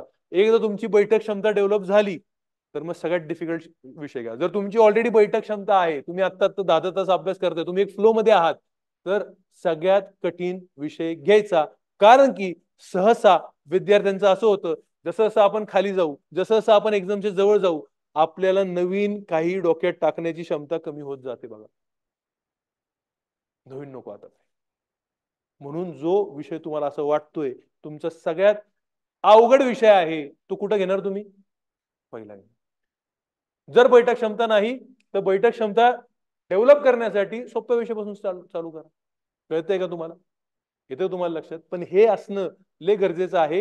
ह्याच्यावरनं तुमचं प्लॅनिंग जमणार आहे की एक्झॅक्टली माझं टार्गेट किती आहे, एक्झॅक्टली मी काय काय वाचणार आहे, माझे शस्त्र काय काय आहेत या एक्झामला यू कॅन से पास करण्यासाठी. क्लिअर आहे का? समजतंय का? आणि ऍक्टिव्ह रिडिंग करून वाचायचं मित्रांनो. मी आता इंटरव्ह्यू घेतोय राज्यसेवाच्या पोरांचे. दर आपल्याकडं फ्रायडेला IPS सर वगैरे जे UPSCचे इंटरव्ह्यू घेऊन आलेले आहेत किंवा MPSCच्या पण पॅनलचे मेंबर झालेले आहेत, असे सगळे येतात. सतीश पाटील सर आहेत, ते इंटरव्ह्यू घ्यायला येतात, राईट? आणि जेव्हा ते येतात मी बघतो विद्यार्थ्यांना कन्सेप्ट माहित नसते. माझा एक प्रश्न असतो इंटरव्ह्यू मध्ये नेहमी. मी काय विचारतो, आता काय तुम्ही जास्तीत तुम्ही काय बोलू शकत नाही इंटरव्ह्यूला? बरेच विद्यार्थी बोलत नाही. मी त्यांना विचारतो, तुमचा आवडता विषय कुठला होता तुम्ही स्पर्धा परीक्षा करताना? 99% पोरांनी आजपर्यंत मला सांगितलं पॉलिटी. बरोबर आहे का नाही? 99%. मग मी काहीतरी त्यांना विचारतो पॉलिटी बद्दल. आता ते मध्ये ते महुआ मोहित्राचं झालेलं होतं प्रकरण, किंवा गव्हर्नरचं प्रकरण असेल, किंवा आर्टिकल 370च्या रीत्या असेल, पण ते उत्तर देता येत नाही. म्हणून ऍक्टिव्ह रिडिंग. समजलंय का मला? समजलंय का? हे नेहमी गोष्टी करा, समजून पाठांतर करा. फक्त पाठांतरवरती भर दिला पडणार पडणार. युपीएससी करणारे सहसा एमपीएससीच्या ह्याला का चांगले त्याला मार्क पडतायत, का तो टॉपर येतोय? कारण की त्यांनी युपीएससीच्या वेळेस कन्सेप्ट समजून घेतले, इथं पाठांतर करतोय. म्हणजे त्याकडे दोन्ही आहे, पाठांतर पण आहे आणि त्याकडे कन्सेप्ट बी आहे, म्हणून तो पुढे येणार. तुम्ही फक्त पाठांतर केलं, कुठं ना कुठं तरी पडणार. येतं तुम्हाला लक्षात? ओके, तर हे सगळ्यांचं आहे का? सगळ्यांचं रेडी आहे? रेडी आहे का? नसेल तर आज करून घ्यायची, नसेल तर आज ही गोष्ट करून घ्यायची. म्हणजे आपले किती झाले? 4 पॉइंट झालेले आहेत. आता 5वा पॉइंट जो ऑलरेडी मी तुम्हाला सांगितलेला आहे. कुठला आहे? कुठला पॉइंट आहे तो? टेस्ट सिरीजचा पॉइंट आहे. टेस्ट सिरीज जी आपली असणार आहे, प्रिलिम्सची टेस्ट सिरीज, ती कंपल्सरी आपल्या शेड्यूल प्रमाणेच दिलेली देण्याचं गरजेचं आहे. म्हणजे तुम्ही असं सांगू शकणार नाही की सर माझं पॉलिटीचा अभ्यास नाही, माझा क्रम वेगळा आहे अभ्यासाचा आणि तुम्ही पॉलिटीचं टेस्ट घेताय. काही घेणं देणं नाही. आतापर्यंत काय केलं? काय केलं आतापर्यंत? येतं तुम्हाला लक्षात? म्हणजे टेस्टचे जे राऊंड असतील, समजा पहिले टेस्टचे राऊंड आहेत, तुम्ही शेवटपर्यंत आला, पहिले 2 महिने तुमचा अभ्यास आणि इकडे जी टेस्ट देत आहे त्याच्यामध्ये काय तालमेल नाही. काय फरक पडतोय? काय फरक पडतोय? तुमचे 2 महिने म्हणजे 60 दिवसानंतर एक रीडिंग तरी होईल ना, सगळ्यांची होईल ना. मग 60 दिवसानंतर जे टेस्टचे पेपर येतील त्यामुळे तुम्हाला मार्क आले पाहिजे. कळते का नाही कळत? पण असं कोणी सांगायचं नाही माझा अभ्यास झाला नाही किंवा मी दुसऱ्या सब्जेक्टचा अभ्यास करतोय, हे जर काही घेणं देणं. जी टेस्ट असेल त्या टेस्ट मी त्या त्या दिवशी देणार, त्या त्या वेळामध्ये देणार. हे तुम्हाला पहिलेच पटवून दिलेलं आहे. आपली काय डेव्हलप झाली पाहिजे? Muscle memory. ह्याच्यानी काय होतं, बऱ्याचदा मी माझा अभ्यास करतोय पॉलिटीचा आणि इथं येऊन हिस्ट्रीची टेस्ट दिली, माझं मन एकदम भारी होत ना, ब्रेन मी जे जुनं वाचलेलं आहे ते आठवून आठवून आठवून देतोय पेपर. प्रिलिम मध्ये तसंच होतं बरेचदा, मेन्सला तसंच होतं. मी 2 वर्ष आधी काहीतरी वाचलं असतं ते मला आठवून द्यायला लागतंय, कुठेतरी बघितलं असतं, वाचलं असतं. म्हणून टेस्ट सिरीज ही बुडवायची नाही. तुम्हाला काय अजून डाऊट असतील टेस्ट सिरीज बद्दल विचारा, पण टेस्ट सिरीज महत्वाची आहे. संडे टू संडे द्यायची, त्याच टाइम मध्ये द्यायचं. इकडे येऊन जर टेस्ट 10 वाजता असेल तर किती वाजता येणार? किमान 10 मिनिटं पूर्वी मी माझ्या जागेवरती बसलेलो पाहिजे. कुठं बसलेलो पाहिजे? जागेवरती बसलेलो पाहिजे. तिथं बसून मी ध्यान करणार, कॉन्सन्ट्रेशन आणणार. येतं लक्षात? माझ्या ब्रेनला मी ऍक्टिव्ह करणार. कसं ऍक्टिव्ह करायचं ब्रेनला ते पण मी तुम्हाला सांगतो. काय करायचं? आपल्या टेस्ट बद्दलचे प्रश्न आपण थोडे इमॅजिन करायचे, की हा प्रश्न आला, हा प्रश्न आला, हा प्रश्न, म्हणजे आपलं ब्रेन काय होतं, काम करायला चालू करून जातं, त्या फ्लो मध्ये याला चालू करून जातं. It is all about you can say brain किती ऍक्टिव्ह आहे, त्या दिवशी किती काम करते ब्रेन, हे लय महत्वाचं आहे. कळतंय का तुम्हाला? समजतंय का तुम्हाला? येते तुम्हाला लक्षात? आणि जर एका दिवसात 2 टेस्ट असतील तर असं करू नका की सीसॅट देणार नाही. सीसॅट पण द्या, कारण की सीसॅट वरती आपला भर आता कमी राहणार. युपीएससीच्या लेवलला आपली एमपीएससी येईल का? मला असं वाटत नाही. एमपीएससीची अजून तेवढी पातळी तरी मी कधी बघितलेली नाही. बट युपीएससीने काय गेम केलेली तुम्हाला माहिती मागच्या 5 वर्षापासून. जर माहिती नसेल तर ऐकून घ्या. सीसॅट एवढं डिफिकल्ट केलेलं आहे की पोरं जीएस क्लिअर करतायत पण सीसॅट क्लिअर होत नाही. किमान 10 पोरं माझ्याकडे, किती? 10 पोरं दरवर्षी असे पोरं आहेत की ज्यांनी जीएसचा कट ऑफ क्लिअर केलेला आहे पण सीसॅटचा कट ऑफ क्लिअर होत नाही. आणि हे लोक इंजिनियर आहेत, हे लोक मॅथ्सचे ग्रॅज्युएट्स आहेत, त्यांना सीसॅट क्लिअर होत नाहीये. आपला आयोग तसं करणार नाही बहुतेक. बट आपल्याला कसली सवय असली पाहिजे? एका दिवसात 2 पेपर कॉन्सन्ट्रेशननी सोडवण्याची आपली तयारी झालेली पाहिजे. त्याची रंगीत तालीम आपण केलेली पाहिजे. जर एका दिवसात जर 2 पेपर असतील तर ते तुम्हाला द्यायचेच आहेत. म्हणजे तुम्हाला काय होतं, जो मधला गॅप आहे तो पण कसा मॅनेज करायचा त्या दिवशी, तो पण त्याची पण तुम्हाला सवय होती. येते तुम्हाला लक्षात? कळतंय? तर म्हणजे टेस्ट सिरीज कोणी बी बुडवू नका, आवर्जून द्या. येते तुम्हाला लक्षात? चला आता पुढे जाऊयात आपण. आपला आता 6वा जो ह्याच्यामध्ये पॉइंट आहे, राईट, जो 6वा पॉइंट आहे आणि तो महत्वाचा पॉइंट आहे. Online students, everybody is with मी? हो, ऑनलाईन स्टुडंट्सला पण आहे टेस्ट. या डेली शेड्यूल प्रमाणे तुम्ही तुमचा जर अभ्यास केला तर तुम्हाला चांगलं होईल. राईट. हो, बुक लिस्ट मी तुम्हाला देतो, ग्रुपमध्ये येऊन जाईल. राईट. ऑनलाईन स्टुडंट्सला पण टेस्ट अवेलेबल असेल. ऑनलाईन स्टुडंट्स काय करू शकता, ऍप वरती सोडू शकता. बट माझं असं म्हणणं असेल की त्यांनी जर तिकडनं प्रिंटआउट घेतली, कारण की आपला आयोग अजूनपर्यंत ऑनलाईन टेस्ट घेत नाही. आपला आयोग कसं घेतंय, येतं लक्षात. आणि आपल्याकडं जे टेस्ट सिरीज असणार आहे तर ते OMR प्रॉपरली गोल करायचे, OMR सबमिट करायचे. जे आयोग सॉफ्टवेअर वापरते तेच आपण सॉफ्टवेअर घेतलेलं आहे. डायरेक्ट स्कॅन मध्ये टाकतो, तुमचे जसे काय तुम्ही गोल केले असतील त्याप्रमाणे तुम्हाला कम्प्युटराइज मार्क पडते. येतं तुम्हाला लक्षात. म्हणजे OMR जो रीडर असतो त्या रीडर प्रमाणे तुम्हाला मार्क त्याच्यामध्ये पडणार आहेत. क्लिअर आहे का, समजतंय का तुम्हाला? राईट. आता पुढचं एक महत्वाचं गोष्ट एक लक्षात ठेवा, काय असतं शेवटचे 10 दिवस हे नेमकं काय वाचायचं हे नेहमीच आपल्याला प्रश्न असतो बघा. बरोबर आहे का नाही, की शेवटचे 10 दिवस मी नेमकं काय वाचणार. मला एन्झायटी येते तेव्हा मी पॉलिटी पण वाचू का, पॉलिटी वाचतो तेव्हा मला इकॉनॉमिक्स आठवण येते. बरोबर आहे का, इकॉनॉमिक्स वाचत असेल तेव्हा मला अरे जॉग्राफीचं हे थोडं वाचून घेतलं पाहिजे. झालंय का असा अनुभव, झालाय का कोणाला?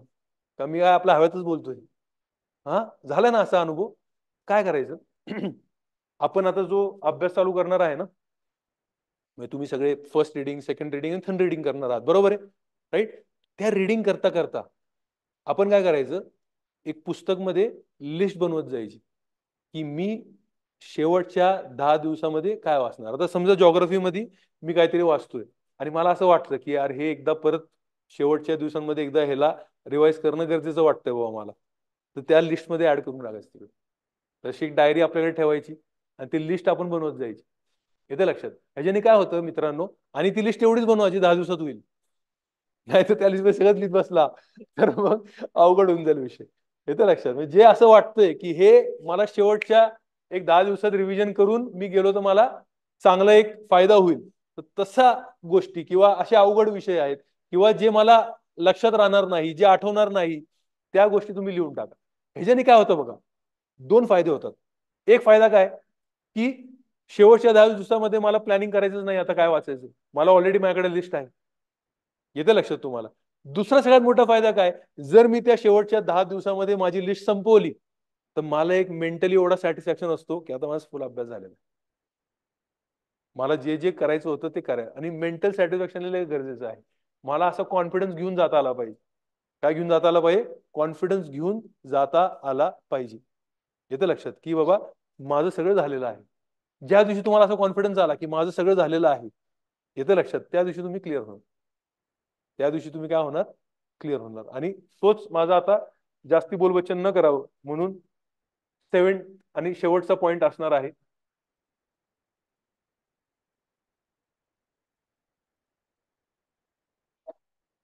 Mental strength. काय असणार आहे माझा शेवटचा पॉइंट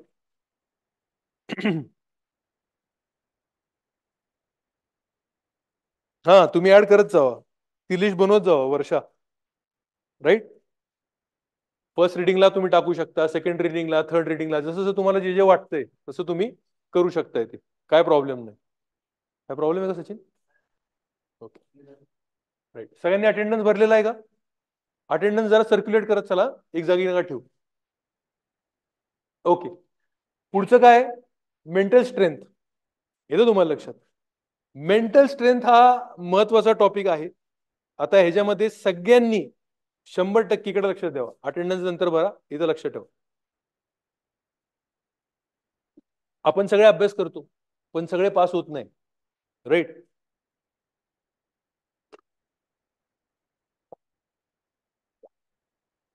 त्याचा जो वन ऑफ द बिगेस्ट कारण आहे ते आहे मेंटल स्ट्रेंथ. राईट. कसं करायचं आहे मेंटल स्ट्रेंथ? एक, ह्याला वेगळे वेगळे यू कॅन से अँगल्स आहेत. सगळ्यात महत्वाचा अँगल, जर तुम्ही डेली शेड्यूल पाळलेला आहे, जर तुम्ही तुमचं मॅक्रो शेड्यूल पाळलेलं आहे, जर तुम्ही डिसिप्लिन मेंटेन केलेलं आहे,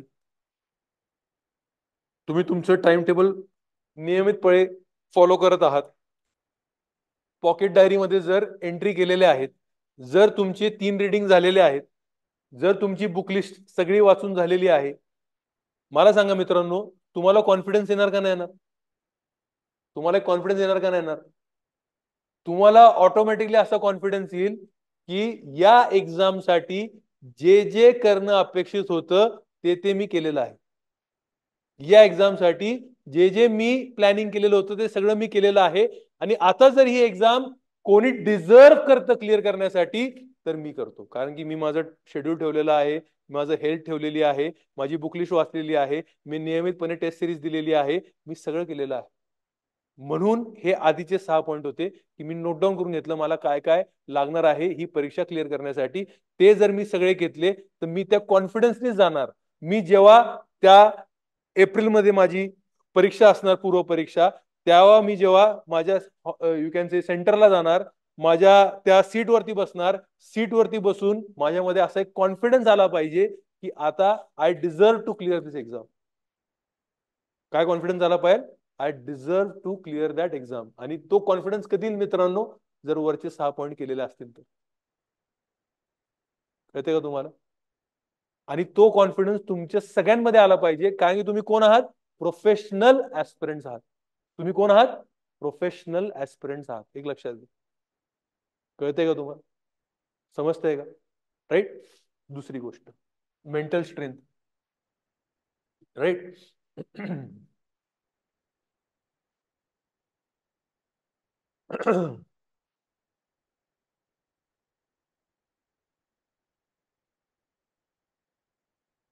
ऑनलाईन स्टुडंट्स सगळे आहात माझ्याबरोबर, राईट? चॅट बॉक्स मध्ये लिहा, everybody is with me. Okay. आता बघा, तुम्हाला एक गोष्ट सांगतो मित्रांनो. एक खूप प्रख्यात सर्जन होता, डॉक्टर, सर्जरी करायचा, राईट? खूप प्रख्यात. सर्जरी करण्यासाठी सगळ्यात महत्वाची जी क्वालिटी असते ती कुठली असते माहिती आहे का तुम्हाला? आपलं जे हात आहे ना, हात, तो स्थिर राहायला पाहिजे, असा हल्ला नाही पाहिजे. हल्ला की मग संपला, सर्जरी होणार नाही व्यवस्थित. तुमचा हात कसा राहायला पाहिजे? एकदम स्थिर, stable. It should not shake, it should not vibrate, it should be steady, right? आणि तो सर्जननी आतापर्यंत 1000 सर्जरीच्या वरती केलेले होते, सगळे सक्सेसफुल सर्जरीज, आणि एकदम प्रख्यात सर्जन होते. एक दिवस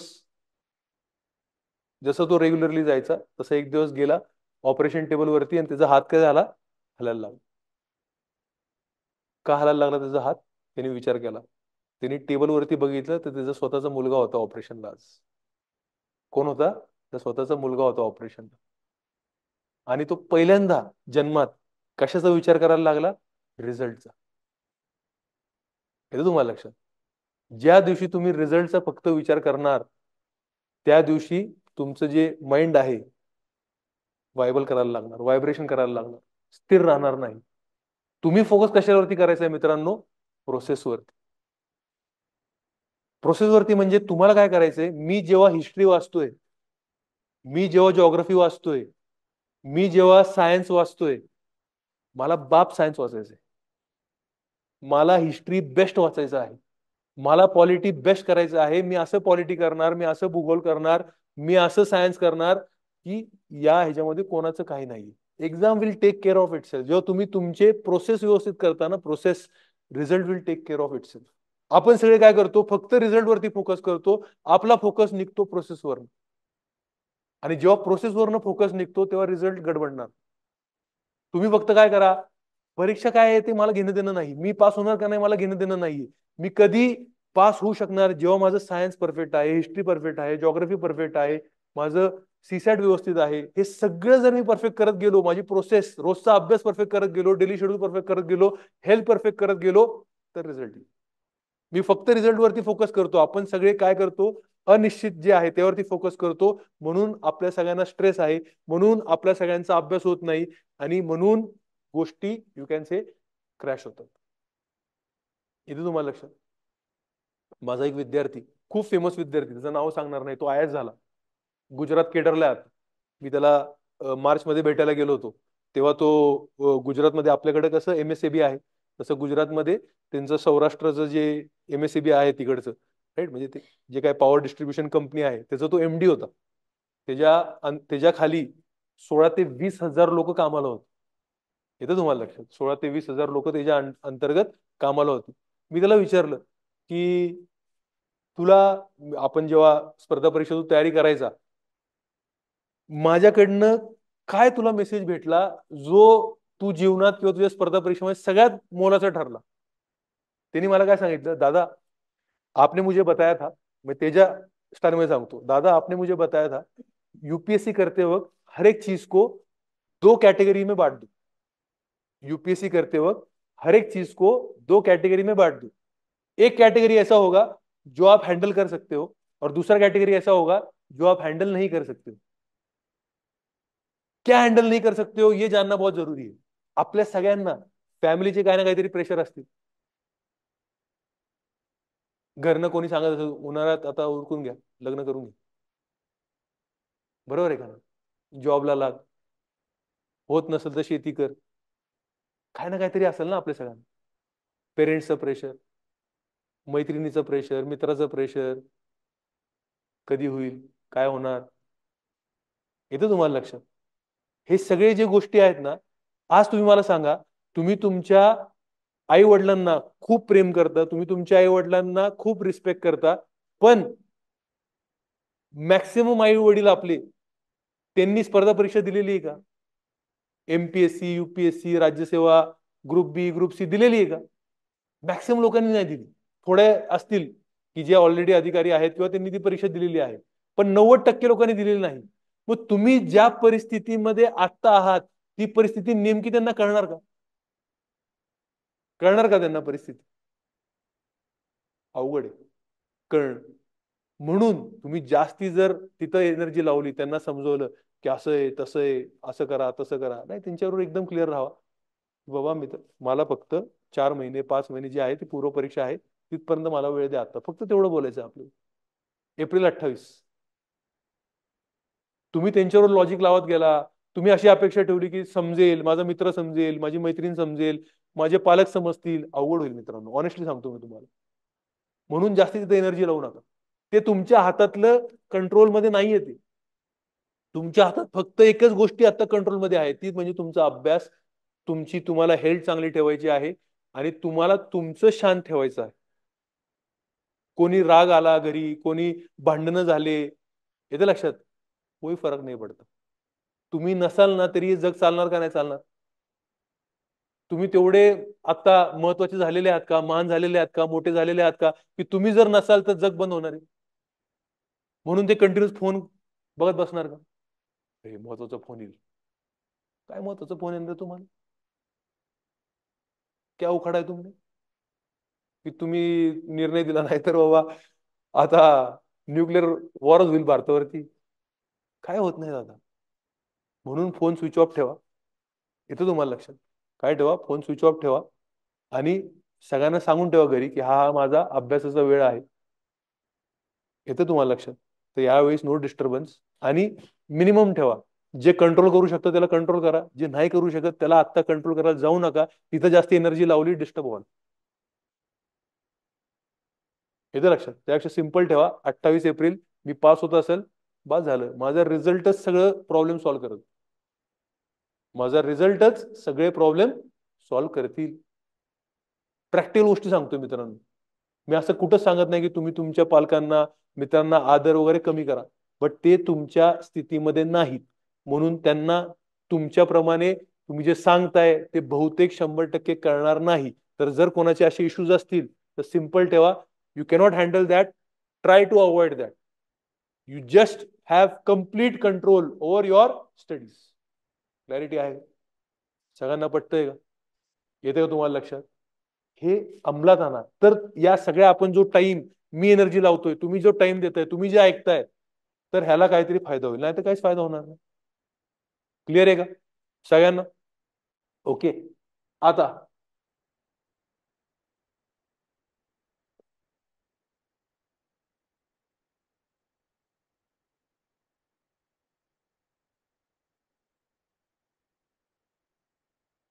बघा, मी अभ्यास करतोय, पण कसा अभ्यास करतोय?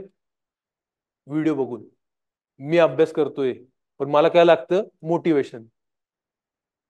कसलं मोटिवेशन लागतंय मित्र तुला? तुला फक्त एकच मोटिवेशन असलं पाहिजे की बाबा आपले आई वडील किंवा आपले जे लोक आहेत ज्यांनी आपल्याला इथं पुण्याला पाठवलंय अभ्यास करण्यासाठी, त्यांनी काहीतरी अपेक्षा ठेवून पाठवले तुम्हाला. त्याच जेव्हा पण तुम्हाला फोन करतील, तुम्ही गावाला जाणार, त्यांना काय अपेक्षा आहे की बाबा हा पुण्याला गेलेला आहे किंवा गेलेली आहे, तर ह्याला काय ना काहीतरी पॉझिटिव्ह रिझल्ट भेटेल. हा स्वतःला घडवून तिकडनं येणार आहे. त्यापेक्षा जास्ती मोटिवेशन काय पाहिजे. आणि दुसरी गोष्ट की फक्त व्हिडिओ मधनं अभ्यास करू नका.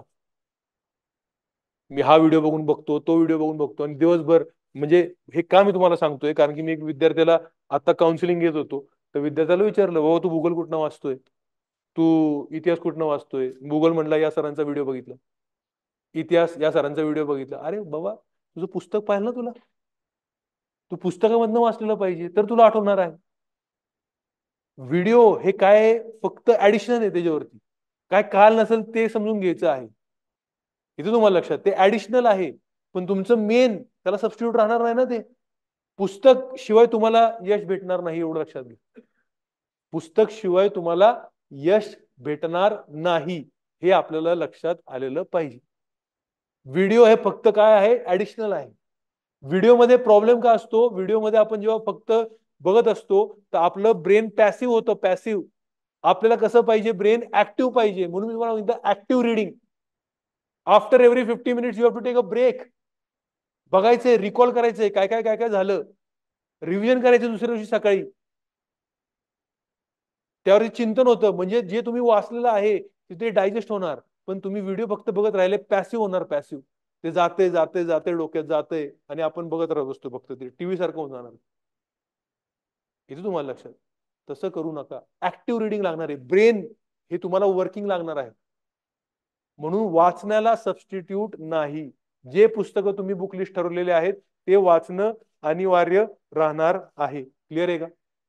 Yes, right. सगळ्यांनी बघा, जे ऑनलाईन बघतायत सगळ्यांनी आपले आपले नावं लिहायचे आहेत, जे आहेत ते. मला हे असं नकोय काहीतरी आपले वेगळेच नावं लिहिलेले आहेत किंवा मोबाईलचे नाव आहे तिकडं. राईट, सगळ्यांनी प्रियंका, राजेंद्र, ऋतिका मधनं रेडमी येते बघा. राईट, क्लिअर आहे का? समजतंय? तर हे ह्याच्यावरती कंट्रोल ठेवा. तुम्हाला जरी पाहिलं असेल ना, ह्याचा टाइम फिक्स ठेवा. फिक्स टाइम ठेवा, त्याच्या पलीकडे ह्याला जाऊ नका. हे खूप महत्वाचं नाही तर ह्या फ्लो मध्ये तुमचा मेन जो अभ्यास आहे तो राहून जाणार आहे. काय आहे तुमचा मेन जो अभ्यास आहे तो राहून जाणार आहे. येते तुम्हाला लक्षात? मग तुमचं मेंटल स्ट्रेंथ होणार नाही, कारण की हे सगळ्या गोष्टी तुमचे कम्प्लीट होणार नाही.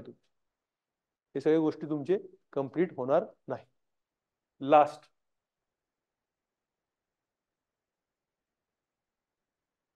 Exam day.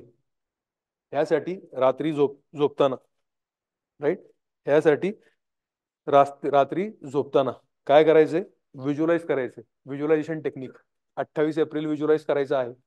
दुसरा उद्याचा दिवस तुम्ही व्हिज्युअलाइज करू शकता की उद्या मी सकाळी उठणार, 6 वाजता उठणार, 7 वाजता अभ्यासिकेला डॉट पोचणार. 6 म्हणजे 6:55 लाच पोचणार तिथं अभ्यासिकेला. 7 वाजता चालू करणार अभ्यास. थोडं कॉन्सन्ट्रेशन ध्यान करून 7 वाजता चालू केलं मी अभ्यास. 7 वाजता मग 9 वाजतापर्यंत गेला, 9:30 वाजतापर्यंत, वॉट एव्हर दॅट इज.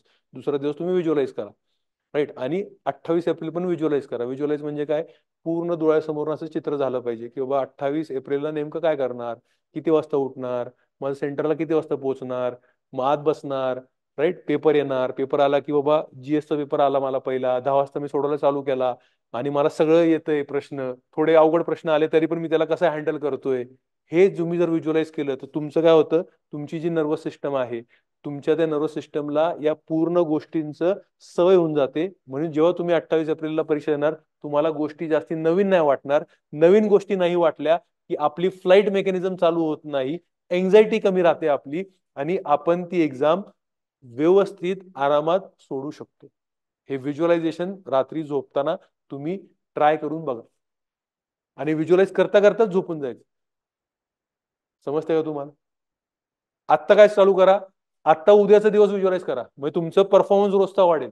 आणि जसं तुम्ही एप्रिलमध्ये जावाल तेव्हा 28 एप्रिल व्हिज्युअलाइज करू शकता. कळते तुम्हाला? रोजचा परफॉर्मन्स वाढवायचा असेल तर आत्ता उद्याचा दिवस कसं जाणार आहे ते व्हिज्युअलाइज करत करत करत करत झोपायचं. आणि एप्रिल जसं जसं येणार तसं जसं 28 एप्रिल जो आहे तर त्याला आपण व्हिज्युअलाइज करू शकतो. क्लिअर आहे का? सगळ्यांना कळतंय का? येस. ओके. आता लास्ट जे आहे एक्झाम दिवसाला मी तुम्हाला ऑलरेडी ह्याचं थोडं सांगितलेलं आहे. एक्झाम काय येऊ शकते? राईट, एक्झाम काय येऊ शकते? डिफिकल्ट किंवा सोपी. डिफिकल्ट आली एक्झाम तर माणूस खुश होतो का नाराज होतो? काय होतं? डिफिकल्ट आली एक्झाम काय वाटतं? कधी तुम्ही आता ग्रुप बी ग्रुप सी दिला असेल सगळ्यांनी, दिला का? कशी आली एक्झाम? मिडियम होती, डिफिकल्ट होती, सोपी होती, कशी होती? हा, मॉडरेट. मॉडरेट टू टफ होती बाई. मग टफ पेपर आला काय होतं? एक्झॅक्टली. तर टफ पेपर आला ना, पहिली गोष्ट स्माइल कर. बरं झालं टफ आला. काय करायचं? हा बघ आता हा कसा हसला तसा हसा. अरे बेस्ट झाला. का आला पेपर? टफ आला. का? अभ्यास केलाय ना, कॉन्फिडन्स आहे ना, आता टफ आला पाहिजे पेपर. मी तर असं प्रार्थना करून जायचो आज पेपर कसा आला पाहिजे? टफ आला पाहिजे, सोपं नकोच. का? जेवढा टफ पेपर येईल ना, पेपर बघूनच घाम फुटणाऱ्या लोकांना आणि ते पॅनिक होणार आहेत. काय होणार आहेत? पॅनिक होणार आहेत. आणि पॅनिक झाले ना, हातातले प्रश्न मग अवघड करून बसणार आहेत आणि ते चुकवणार आहेत. म्हणून जाताना जर टफ पेपर आला, खुश व्हायचं लगेच. अर्धे लोक कॉम्पिटिशन संपली आपली, पॅनिक मध्ये ते संपणार आहेत. आता मी पास होणार आहे बाबा. शांत चित्ताने जेवढे सुटते तेवढे सोडवणार मी, कारण की मी अभ्यास केलाय, मला माझ्या अभ्यासावरती कॉन्फिडन्स आहे. येतं तुम्हाला लक्षात? तर टफ पेपर आला की काय करायचं? हा फंडा लक्षात ठेवा, नेहमी लक्षात ठेवा.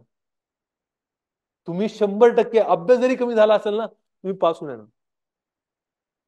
फक्त तुम्ही शांत चित्त आहात म्हणून, तुम्ही संयम पाळलाय म्हणून. आणि लक्षात ठेवा ना, ही परीक्षा कशासाठी आहे? मला ऑफिसर बनायचंय.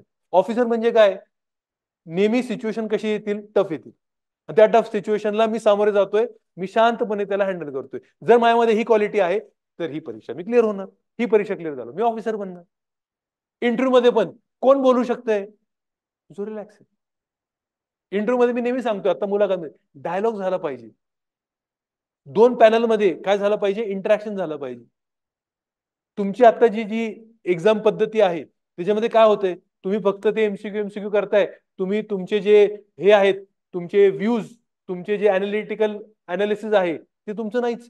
तुम्हाला मोहित्राबद्दल मी विचारलं की तुमचं मत काय? त्यांना केलं पाहिलं होतं बरखास्त का नव्हतं केलं पाहिजे? कोण सांगू शकतं बा? सांगा बरं मला. केलं पाहिलं होतं हे कारण आहेत, नाही केलं पाहिलं होतं हे कारण आहेत, आणि तुमचं कन्क्लुजन कोण सांगू शकतं? मोहित्रा त्यांना आता बरखास्त करून टाकलं. येतं लक्षात? केलं पाहिजे का नाही असं जर तुम्हाला इंटरव्ह्यू मध्ये प्रश्न विचार, तर सांगू शकता का 3 पॉईंट? का केलं पाहिलं होतं, का नव्हतं केलं पाहिजे, आणि तुमचं कन्क्लुजन. हा हा खासदार बघा, आपला पहिला प्रश्न खासदार होता ना, बरोबर आहे का? आता हा इंटरव्ह्यू मध्ये तुम्हाला प्रश्न, सर ते खासदार बद्दल बोलताय, मग डायलॉग कसं होणार? चर्चा झाली पाहिजे ना. येतं तुम्हाला लक्षात? कळतंय का तुम्हाला? Right. So exam day very very important. काय करायचं आपल्याला? प्रेशर घ्यायचं नाही. काय आता होईल ते होईल. फकीर आहे आपण, काय झोला लेके आ गए. पास झालो तर झालो, नाही तर आपला झोला घेऊन गावाला. अपेक्षा ठेवली की प्रॉब्लेम, अपेक्षा ठेवली तर प्रॉब्लेम. आणि परीक्षा सोपी आली, अजून जास्ती कॉन्सन्ट्रेशन करा. कट ऑफ हाय जाणार. कट ऑफ कसं जाणार आहे? हाय जाणार. परीक्षा अवघड आली, आता आपला गेम. येतं तुम्हाला लक्षात? तर ह्या प्रकारे तुमची सायकोलॉजी जर असेल, तुम्ही प्रोफेशनल ऍस्पिरंट बनाल, तर तुम्हाला एक्झाम सोपी जाणार आहे. सोपीपेक्षा असं म्हणता येईल, तर तुम्हाला एक्झाम मध्ये यश भेटणार आहे. कारण की एक्झाम अशीच बनवलेली आहे जिथं आपल्याला अधिकारी निवडायचे आहे. आणि अधिकारीला जर एक्झाम फेस करता येत नाही तर अधिकारी कसा बनणार? मग तो अधिकारी बनू नको, क्लर्क बन, तलाठी बन, असं काहीतरी बन. पण ती बी परीक्षा तर अवघड आहे. बरोबर आहे का नाही? राईट. तर अशी ही परिस्थिती. चला आता आपण एक्झाम कशी करायची, कसं प्लॅनिंग करायचं, या पुढचे 110 दिवस 118 दिवसाचं आलंय का, नियोजन समजलंय का सगळ्यांना? कोणाला ह्याच्यामध्ये काही डाऊट आहे तो विचारा. हा बघा, Arjun, expectation is the root of heartache. बरं बाबा, पुढच्या वेळेस तूच हे लेक्चर घे. बोला, अजून कोणाला काही डाऊट आहेत का?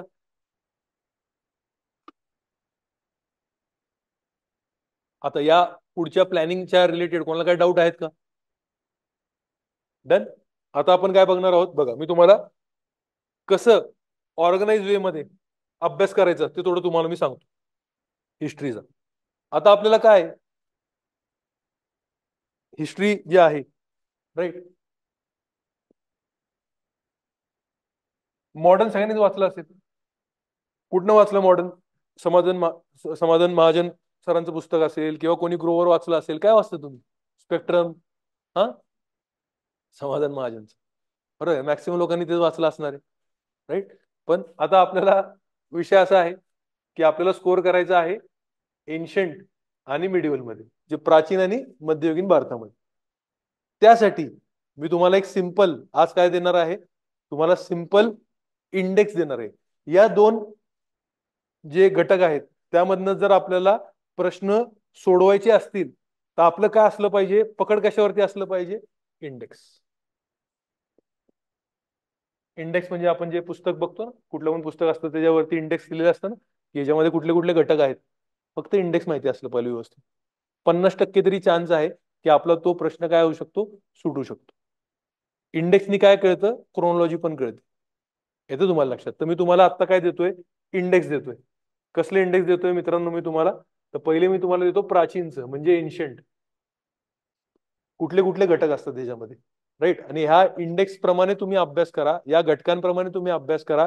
त्यामध्ये स्टेट बोर्डचं जे काय असतील या घटकांमध्ये महाराष्ट्र रिलेटेड ते ऍड करून घ्यायचे तुम्हाला. महाराष्ट्र रिलेटेड जे स्टेट बोर्डचं असेल, तुम्ही सगळ्यांनी स्टेट बोर्ड तर वाचलं असेल, बरोबर आहे का नाही? तर स्टेट बोर्ड प्रमाणे तुम्ही काय करून घ्या, ह्याच्यामध्ये ऍड करून घ्या. आता इंडेक्स काय आहे एन्शंटचं? खूप सोपं आहे. पहिले काय येतं, सगळ्यात पहिले स्टोन एज. काय येतो? Stone age. स्टोन एज हा किती भागांमध्ये डिवाइड झालेला आहे? 3 भागामध्ये डिवाइड झालेला आहे, बरोबर आहे. कोणी सांगू शकतं का कुठला भाग आहे? पॅलिओ, मिझो आणि निओ, राईट. पॅलिओ म्हणजे शब्द फोडायचा, शब्द कळतो. शब्द फोडला की आपल्याला काय कळतंय? पॅलिओ म्हणजे ओल्ड. पॅलिओ हा ह्याचा अर्थच काय असतो? ओल्ड. म्हणजे हा जुना जो तुमचा आहे पाषाण युग असणार आहे. कुठला पाषाण युग असणार आहे? सगळ्यात जुन्यातला जुना जो असणार. मग हा जो असणार आहे मिडल, मिझो. आणि निओ म्हणजे काय? नवीन. येतो तुम्हाला लक्षात? आता आपल्याला ह्यासाठी सिंपल हे कळतं का, टाइम हा एका डायरेक्शन मध्ये चालतोय. टाइम कसा चाललोय? एका डायरेक्शन मध्ये चालतोय, बरोबर आहे का नाही? राईट. तुझं कधी असतो रे बाळा जन्म दिवस? हा, 2 एप्रिल. म्हणजे 1 एप्रिल पासून वाचला. बरं, 2 एप्रिल पुढे वर्ष काय? 2002. आता हा ह्याचा जन्म झाला 2 एप्रिल 2002. आणि आता आपण कुठं आलो? 2024. म्हणजे टाइम असा सरळ चाललेला आहे ना, बरोबर आहे का नाही? भारताच्या संकल्पामध्ये टाइम सर्क्युलर आहे.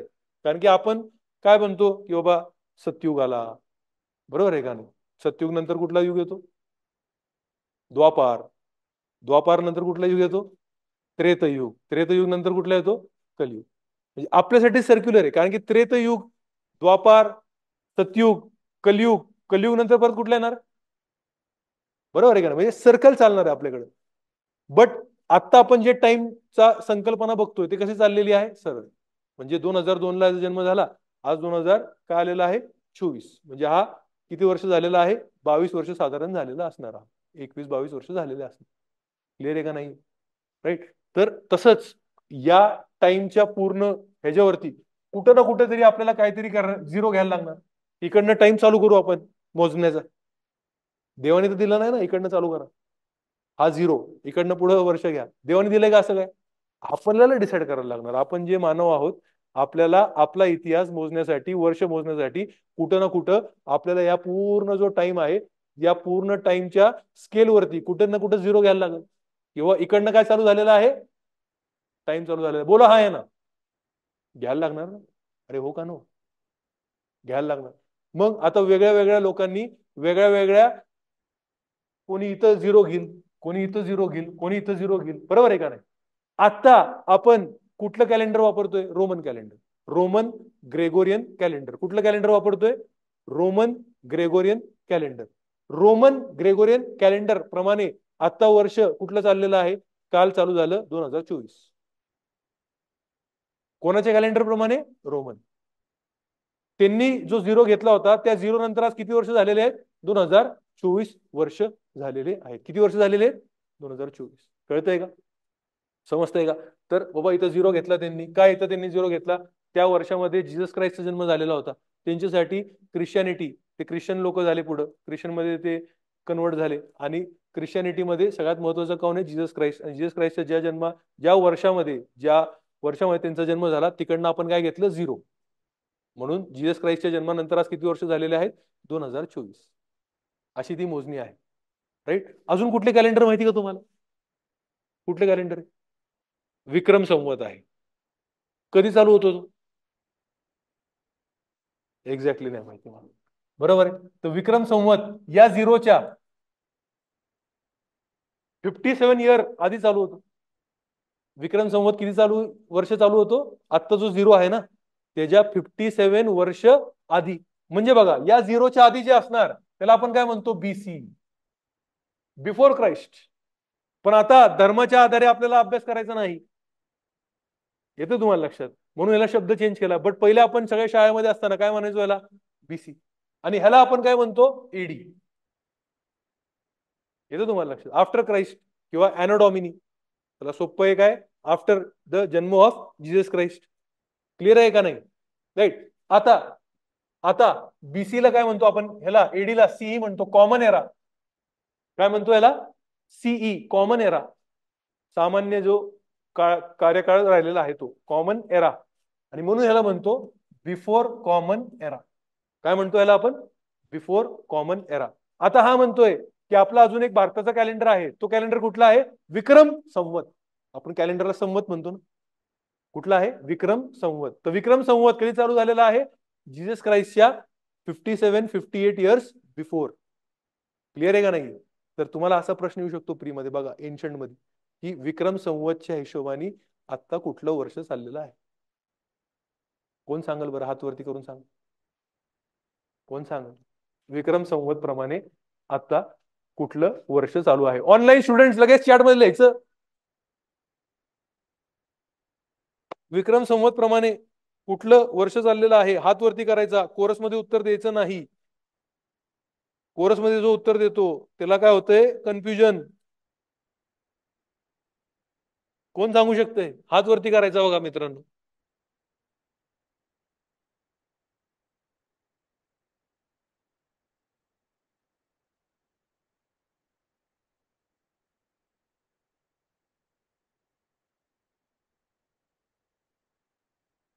Recording in progress.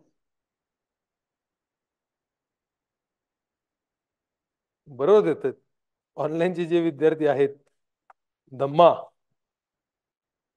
हा कोण सांगतं इकडं, ऑफलाईनला कोणामध्ये कॉन्फिडन्सच नाही. असा प्रश्न आला तर काय करणार. हा नाही नाही, असं कोरस दादा आपण लोकसभा राज्यसभामध्ये नाही, त्यातल्या विधानसभामध्ये नाही, आपण निरोधाच्या क्लासला, म्हणून निरोधा फक्त बोलणार. आणि जर तुम्हाला बोलायचं असेल हात वरती करायचं. हा बोला. 81. मी काय केलं तुम्ही मित्रांनो, झिरो वरनं इकडं आलो मी, किती झाले,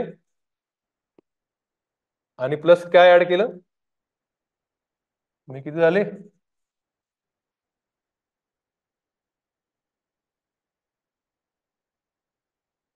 येऊ शकतो ना असं प्रश्न.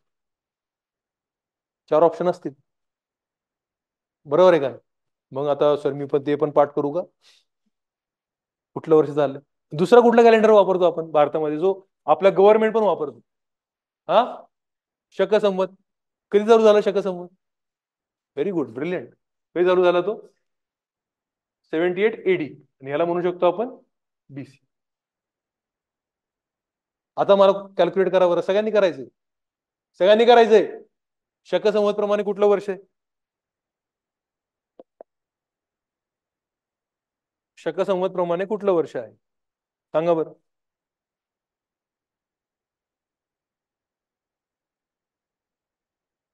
अरे बा, परत तीच मिस्टेक करते. हात वरती करा. हा लास्ट, तुझा हात वरती आला. काय नाव तुझं? अभिजित.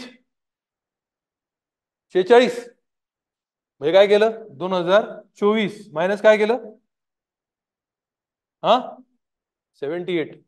तर किती आले? 1946 आले का? आले का एवढे? नाही तर सिसाइड कर बाबा. येते लक्षात? क्लिअर आहे का? असंच करायचंय का आपल्याला? असे प्रश्न आले तर करू शकतो आता आपण. येते लक्षात? म्हणून आता बघा, अजून एक गोष्ट सांगतो मी, कसं समजायचा इतिहास. इतिहास कसा समजायचा बघा मित्रांनो. आता झिरोच्या मागं गेलो मी. येते लक्षात? तर मला कसं कारण की टाइम तर असंच चाललाय ना. टाइम असा चाललेला आहे या साईडनी, पण मी झिरोच्या मागा या डायरेक्शननी चाललो ना. तर मला आता समजा लिहायचं असेल की बुद्धाचा कार्यकाळ कुठला, समजा मी असं लिहिल साधारण सर बुद्धाचा कार्यकाळ ना हा असा आहे सर. येतं लक्षात? म्हणजे 550 वर्ष पूर्वी ते साधारण 450 वर्ष असं काहीतरी लिहायला लागेल मला. बोला हा आहे ना. पण ह्याचा कार्यकाळ मला लिहायचं. तुझं नाव काय? गोविंद ना. गोविंदचा कार्यकाळ लिहायचा असेल, अजून जिवंत आहे पण 2002 ते पुढं पुढं पुढं आता 2024 अजून जिवंत आहे. इथं स्टार्ट. हे तर लक्षात क्लिअर आहे का नाही? म्हणजे इकडे बघा काय होतंय, छोट्यापासून मी मोठ्याकडे जातोय. पण इथं कसं होतंय, मोठ्यापासून छोट्याकडे. कळतंय का? काय काहीच कळत नाही आपल्याला. कसे अधिकारी बनणार एवढं कळत नसेल तर? म्हणून ह्या ब्रेन वरती काम करा, त्याला डेव्हलप करा. येतं लक्षात? म्हणून आता बघा, मी जेव्हा पेलिओलिथिक म्हणणार तर असं म्हणू शकतो का 5 लाख वर्ष, 5 लाख वर्षाला चालू झालेलं आहे. 5 लाख वर्ष बिफोर जीसस क्राइस्ट. तो 5 लाख बीसी म्हणू शकतो मी. BC 5 lakh BC. हे कधी चालू झालेलं आहे? मिझो साधारण 10,000 वर्ष जीसस क्राइस्टच्या जन्माच्या आधी. आणि हे कधी चालू झालेलं आहे? साधारण तुम्ही म्हणू शकता रफली आता काय 4000 6000 च्या आसपास. काय फरक आहे? म्हणजे बघा, कधी पण तुम्ही काही गोष्टी विभाजन करताय, क्लासिफाय करताय. माणसाचा मेंदू कसा असतो, त्याला सगळ्या गोष्टी क्लासिफाय करायच्या असतात. ही कशी, ही चांगली, ही कशी, ही वाईट आहे, हा कसा आहे, लयच घाल. आपल्या सगळं क्लासिफाय करायचं असतं ना. आपण मित्रांना क्लासिफाय करतो, दुश्मनांना क्लासिफाय करतो, टीचरला क्लासिफाय करतो. हा बाबा आलाय आता, लयच बोर करणार आहे. बरोबर आहे का नाही? तर तसं आपण हे क्लासिफिकेशन केलं, पेलिओ, मिझो आणि निओ. तर पेलिओ म्हणजे काय आहे मित्रांनो? ओल्ड. काय बदललं? पेलिओवरनं मिझोला का आलो आपण? काय बदललं? कोण सांगू शकतोय? कोणी अभ्यास केलाय का? काय बदललं? काय काय बदलतंय? हा काय बदलतंय? कोण सांगू शकते? कोण सांगू शकते?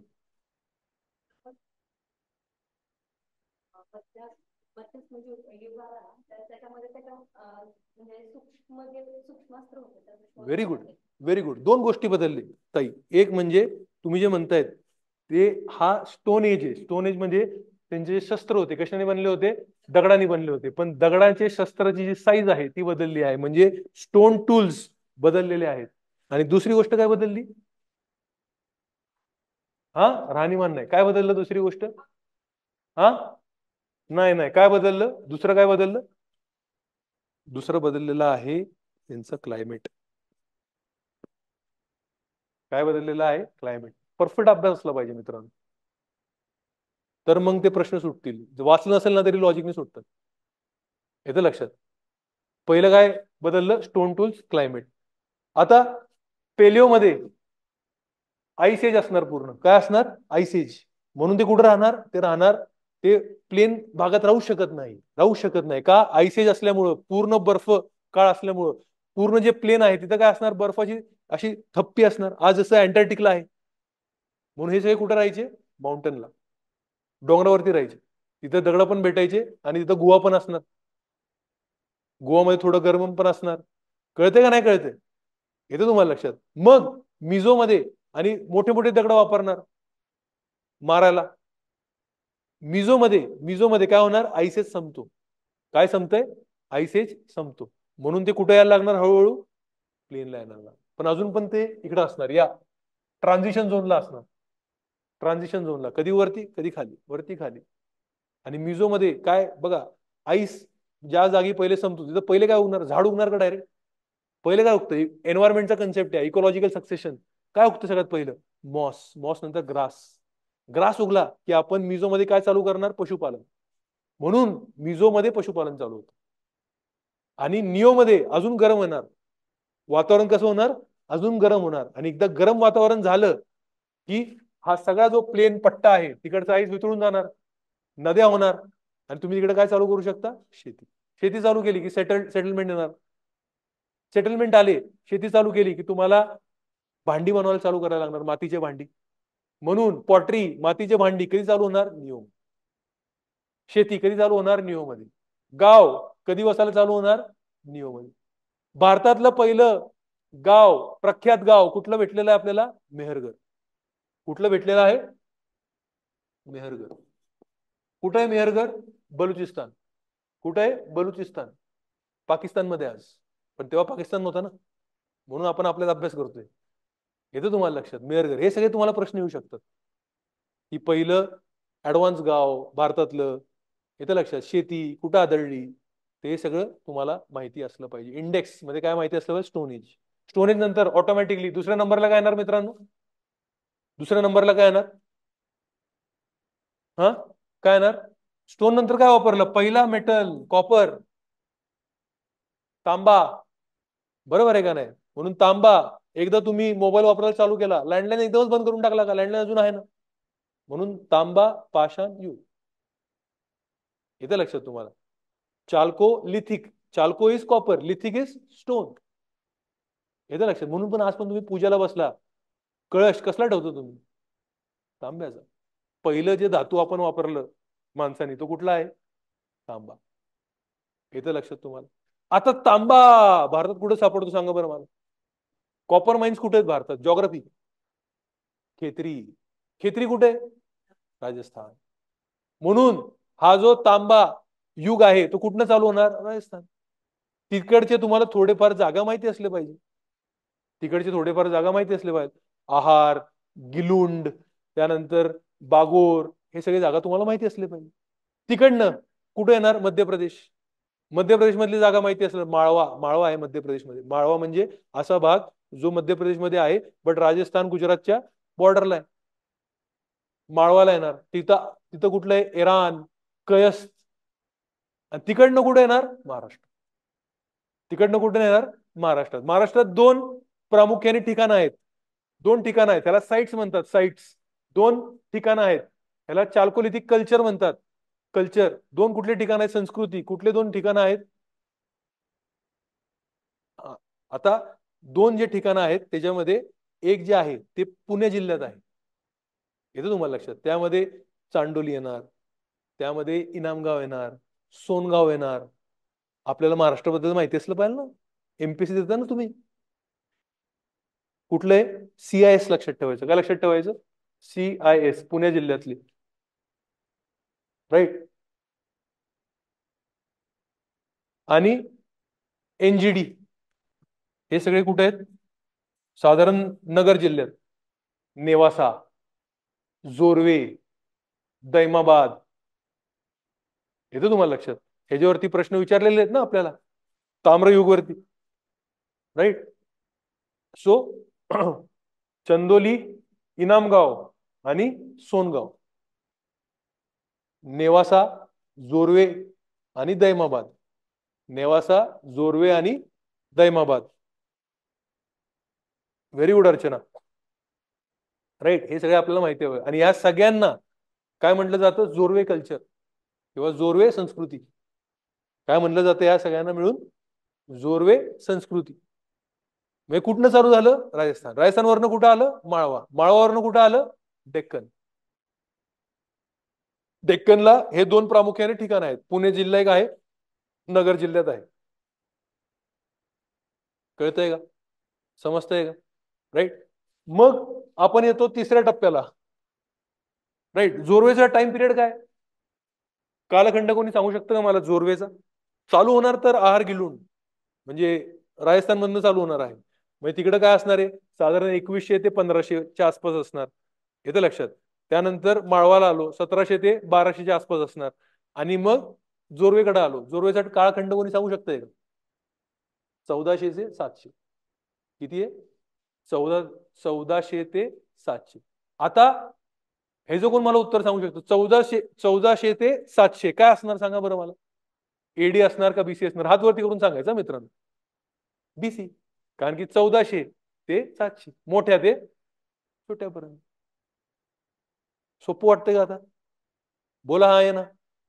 अशा प्रकारे अभ्यास केला पाहिजे. राईट. मग आपण पुढे जाणार. हरप्पा. हरप्पा संस्कृती येणार. आता हरप्पा आणि ह्यांच्यामध्ये फरक काय? इंग्लिशमध्ये दोन शब्द असतात, एक असतो कल्चर आणि दुसरा असतो सिव्हिलायझेशन. तर हरप्पा हे सिव्हिलायझेशन आहे, म्हणजे ही नागरी संस्कृती आहे. काय? नागरी संस्कृती. म्हणजे इथं अर्बनायझेशन झालेलं आहे. काय झालेलं आहे? अर्बनायझेशन. अर्बनायझेशन वरती मागच्या प्रिलिम मध्ये प्रश्न होता ना, व्हॉट इज अर्बनायझेशन? काय असतं अर्बनायझेशन? अर्बनायझेशन सेन्ससच्या प्रमाणे कुठलं शहर आहे हे काय कशावरनं ठरतं सांगा बरं. प्रिसाइज माहिती असली पाहिजे. काय तुझं नाव मित्रा? अरे तुझं नाव काय आहे? लोकसंख्या. बरं श्रीकांत, बोल काय? फक्त लोकसंख्या आहे का? प्रिसाइज नॉलेज असलं पाहिजे मित्रांनो.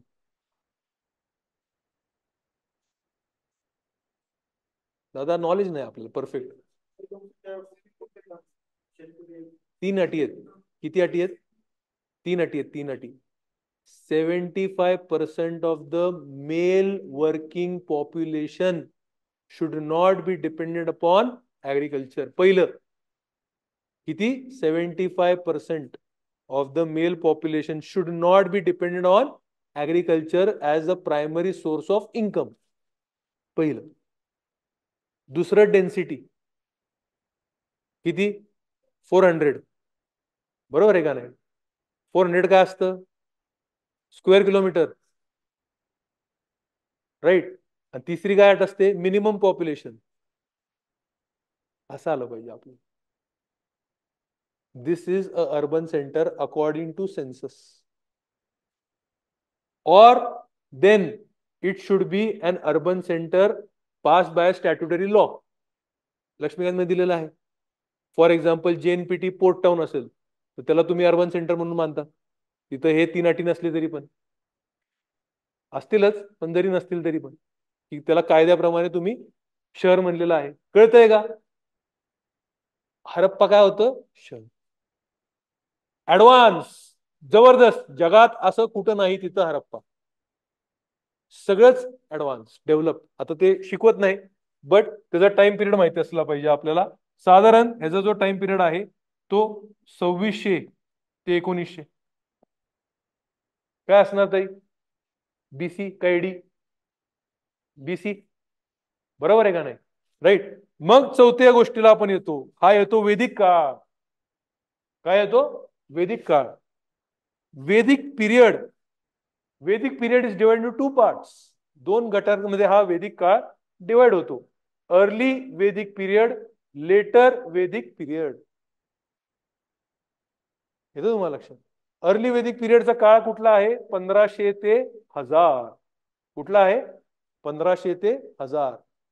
आणि ह्याचा अभ्यास आपण कसा करतो? फक्त एकच आपल्याकडं आधार आहे, ज्या आधारे आपण ह्याचा अभ्यास करू शकतो, तो म्हणजे ऋग्वेद. अर्ली वेदिक पिरियड जो आहे त्याला आपण ऋग्वेदिक पिरियड पण म्हणतो. ऋग्वेदिक पिरियड 1500 ते 1000. काय असणार 1500 ते 1000? बीसी. येतो तुम्हाला लक्षात? आणि लेटर वेदिक पिरियड ह्याचा काळ काय असणार? 1000 ते 600. 1000 ते 600. ह्याचा आपण अभ्यास कसा करतो? बाकीचे जे वेदिक आपल्याकडं साहित्य भेटतं, म्हणजे काय? ऋग्वेद झाल्यानंतर कुठला वेद येतो? यजुर्वेद, सामवेद, यजुर्वेद आणि अथर्ववेद. सामवेद, यजुर्वेद, अथर्ववेद. ते झाल्यानंतर काय येतं मित्रांनो? ब्राह्मणाज. काय येतं? ब्राह्मणाज. ब्राह्मणाज. ब्राह्मणाज म्हणजे काय, कोणी सांगू शकतं? अभ्यास केला ना तुम्ही? काय असतं ब्राह्मणाज म्हणजे? दादा काय झालं ना, कॉन्स्टिट्यूशन लिहिलं गेलं 1950 मध्ये, आपण तिचं अंमलबजावणी पण केली. पण आज जर कॉन्स्टिट्यूशन वाचायला गेलो तर कळत नाही. काय वाचतो आपण? कॉन्स्टिट्यूशन अभ्यास करण्यासाठी काय वाचतो आपण? काय वाचतो आपण? लक्ष्मीकांत. बरोबर आहे का नाही? म्हणजे ब्राह्मणाज. ब्राह्मणाज काय आहेत? गाईड आहेत, गाईड. वेदाला एक्सप्लेन करतात. ऋग्वेदला कोणी एक्सप्लेन करतंय, त्याचे मंत्र एक्सप्लेन करतंय, त्या मंत्राबरोबर काय काय करायचं ते एक्सप्लेन करतंय. आणि ज्या ब्राह्मणनी ते लिहिलं, इथं कुठल्या ब्राह्मणनी लिहिलं? लक्ष्मीकांत. म्हणून त्याचं नाव आहे पुस्तकाचं लक्ष्मीकांत. तिकडं तो जो ब्राह्मण लिहिल, शतपथ ब्राह्मण, त्याचं नाव आहे ऐत्रेय ब्राह्मण. म्हणजे ब्राह्मण काय झाले? गाईड बुक्स आहेत. येतं लक्षात? मग लोकांना हे कर्मकांड, लोकांना हे विधी विधी, त्याने आला कंटाळा. लोक थोडे गेले जंगलाकडं, की आता या सगळ्या पासून लांब जायचं. काय राव, हे पूजा करा, ते पूजा करा, किंवा हे यज्ञ करा, ते यज्ञ करा, ही दक्षिणा द्या, ते दक्षिणा द्या. थोडं आपण काय करू, परत नेचरकडे जाऊ, निसर्गाकडे जाऊ, म्हणून अरण्यका. आणि फायनली काय येतं? उपनिषद. उपनिषद मध्ये सगळ्यात जे महान तुम्हाला मेसेज दिलेला आहे, उपदेश दिलेला आहे, तो कुठं भेटतो तुम्हाला? उपनिषद. आत्मा आणि परमात्मा एक आहे, तो कुठं भेटतो तुम्हाला? उपनिषद. म्हणून त्याला काय म्हटलं जातं? वेदांत. दोन गोष्टीमुळे त्याला वेदांत म्हटलं गेलेलं आहे. एक म्हणजे की मित्रांनो, इथं अल्टिमेट मेसेज दिलेला आहे, म्हणून वेदांत. ह्याच्या पुढे काय नॉलेजच नाही. आणि वेदांचा पण तिथं काय झालेला आहे? अंत झालेला आहे. आतापर्यंत तुम्हाला जेवढे हे मी पुस्तकं सांगितले, ते सगळ्या पुस्तकांना काय म्हटलं जातं? श्रुती लिटरेचर, श्रुती साहित्य. आणि स्मृती म्हणजे काय असतं? रामायण, महाभारत, पुराण, मनुस्मृती, ते सगळ्यांना काय म्हटलं जातं? स्मृती. फरक काय असतो श्रुती म्हणजे आणि स्मृती म्हणजे? ते आपण जेव्हा अभ्यास करू तेव्हा बघू. आता काय सगळं सांगू शकत नाही एवढ्या कमी वेळात, राईट? पण याप्रमाणे आपण अभ्यास करणार आहोत. एन्शंट मिडिवल जे काय आहे ते. पाचवी जी गोष्ट आहे ती कुठली असणार आहे? वैदिक काळ झाल्यानंतर कुठला काळ येतो? महाजनपद. कुठला काळ येतो? महाजनपद. याच काळाला म्हणतात जैन काळ, याच काळाला म्हणतात बुद्ध काळ, याच काळाला म्हणतात पोस्ट वेदिक पिरियड, म्हणजे वेदिक पिरियड झालेल्या नंतरचा काळ. आणि याच काळामध्ये काय झालेलं आहे? भारतावरती आक्रमण झालेलं आहे. कोणाचं आक्रमण झालेलं आहे या काळामध्ये? नाही, सिकंदरच्या आधी इराण, ह्याला विसरतो आपण. इराणचं आक्रमण झालेलं आहे. इराण येतो तुम्हाला लक्षात? आणि इराण नंतर सिकंदर येतो, दॅट इज अलेक्झांडर. कळतंय का? या काळातला जो टाइम पिरियड आहे तो 600 ते 300 काय असणार? एडी का बीसी? बीसी. क्लिअर आहे? एवढं रब करून टाकू? Yes, no, no, yes. तर फक्त इंडेक्स इंडेक्स पार्ट करायचा मित्रांनो, राईट? पहिले काय करायचं आपल्याला? फक्त इंडेक्स पार्ट करायचा आहे, एवढं लक्षात घ्या. मग हे झाल्यानंतर कितवा नंबर झाला होता आपला तिकडं? हा, 5 झाले होते का? 6वा जो आहे तो कुठला असणार आहे आता? मौर्यन काळ.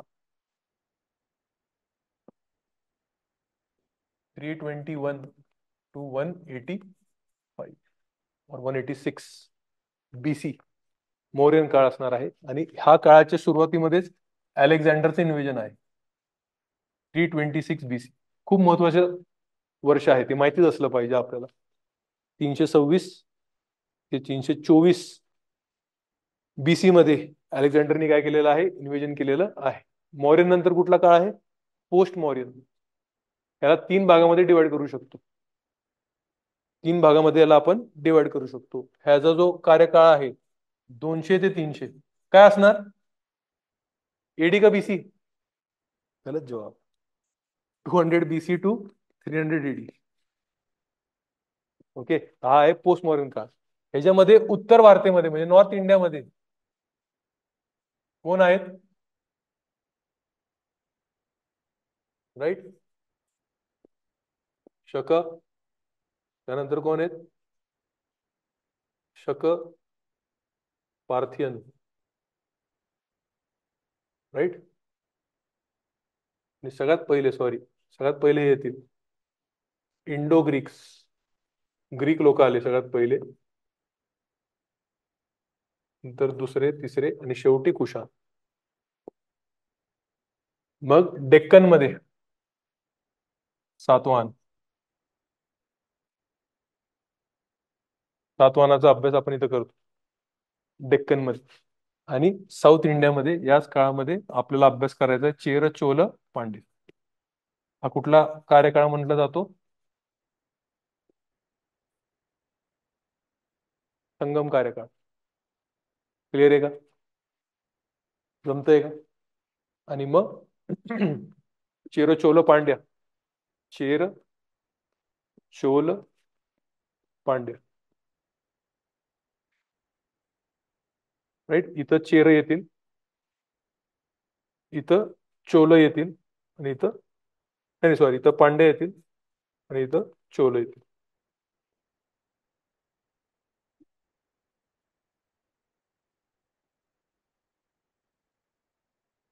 Yes, correct. अर्चनाचा चांगला अभ्यास झालेला आहे. राईट. आणि मग आठवा जो काळ आहे तो आहे गुप्ता काळ. गुप्ता. मग गुप्तातले महत्वाचे आपल्याला लीडर सगळे जे राजे आहेत ते माहिती असलं पाहिजे. गुप्ताचा काळ कुठला आहे?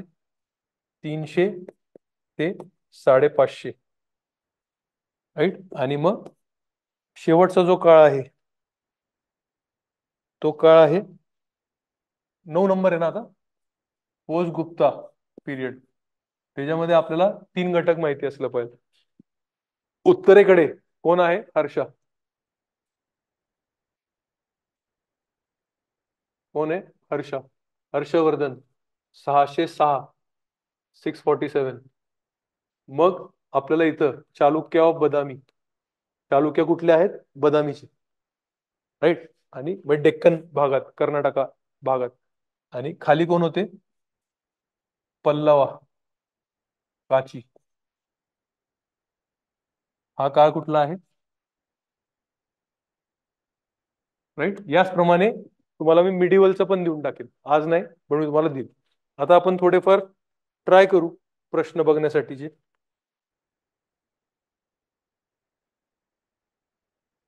आता हे तर तुम्हाला माहितीच असेल, हे साधारण आम्ही किती किती तास दिलेले आहेत कुठल्या कुठल्या विषयासाठी, वरती खाली होतील ते पण दिलेले आहेत. आता बघा, आता आपण शिकलो त्याच्यामधला हा प्रश्न तुमच्या ह्याच्यामध्ये आहे बघा.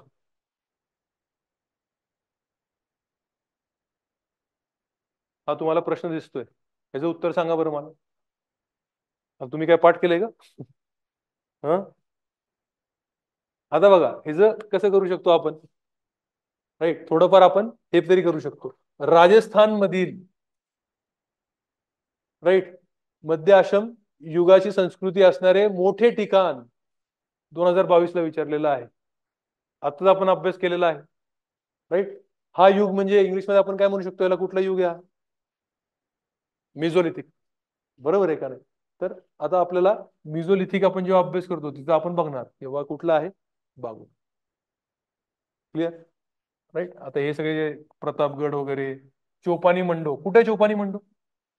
हा, MP. कुठे चोपानी मंडो? कोणी सांगू शकते? तर हा सगळा डायरेक्टली मॅपच दिलेला आहे NCERT मध्ये याचा. तर तो आपण मॅपच बघून घेऊ तेव्हा. राईट. तर आपल्याला सहजपणे त्याचं उत्तर भेटून जाईल पुढं. राईट. काय एक नंबर आहे उत्तर. आता हे बघा, महाजनपद आत्ता बघितलं ना आपण, सिलेबस मध्ये आहे ना आपल्या महाजनपद. राईट. तर आपण जर महाजनपद बघितलं तर आपल्याला काय दिसतंय बघा. आता महाजनपदचं जोड्या लावा. राईट. म्हणजे MPSC झाली तरी जोड्या लावायला लागतील, नाही झाली तरी जोड्या लावायला लागतील. आता महाजनपद. राईट. काशी. काशीला कोण आहे? बरं, आपल्याला ऍटलिस्ट मगध तरी माहिती असेल. मगधचं कोण आहे? बिंबिसार. म्हणजे क ला काय आहे? 1. हा, विषय संपला ना. एवढं तरी माहिती असणं अपेक्षित. बाकी सगळं नाही माहिती, काय तरी तरी चालते ना. एवढं नाही माहित तर मग आता अवघड आहे. कारण की मगधमध्ये आपण जेव्हा मगध अभ्यास करणार, आपण चालूच करणार ना. पहिली कुठली डायनेस्टी होती तिकडं, कुठलं घराणं होतं तिकडं? हा बिंबिसार कुठल्या घराण्यातला आहे? हरिअंक. हरिअंक घराणं. त्यानंतर कुठलं घराणं आहे? शिशुनाग. कुठलं घराणं आहे? त्यानंतर कुठलं घराणं आहे? नंद घराणं. आणि त्यानंतर कुठलं घराणं आहे? तर हरिअंक घराण्यातला पहिला राजा बिंबी. बिंबी नंतर राजा उदयीन. हे माहितीच असलं पाहिजे. बुद्धाचा मृत्यू जेव्हा झाला तेव्हा मगधचा राजा कोण होता? हे सगळं थोडं थोडं बेसिक बेसिक जे गोष्टी आहेत ते माहिती असते, कारण की त्यावरती विचारतात प्रश्न. हे प्रश्न जर आपल्याला सोडवता आले तर आपल्याला कॉम्पिटेटिव्ह एक्झाम मध्ये फायदा होईल. क्लिअर आहे का? राईट. असं आहे. पुढं जर आपण बघितलं, बघ हा अशोकचा हे आहे, म्हणजे again very very common. Directly जो मॅप असतो वेगवेगळ्या ह्याच्यामध्ये त्यामधनं डायरेक्टली असा हा प्रश्न विचारलेला आहे.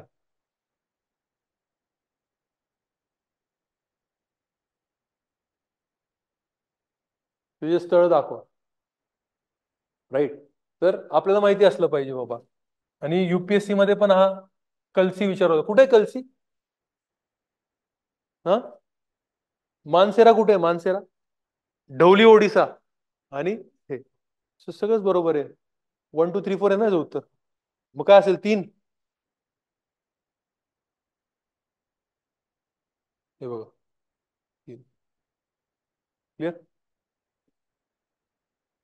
काय झालं? तुम्ही काय म्हणताय? कुठं सेम? ओके, तिकडं सेम आहेत का? बरोबर. पण तिकडे एमपीएससी ला वेगळे होते ना. बरं ठीक आहे, म्हणजे काय असेल.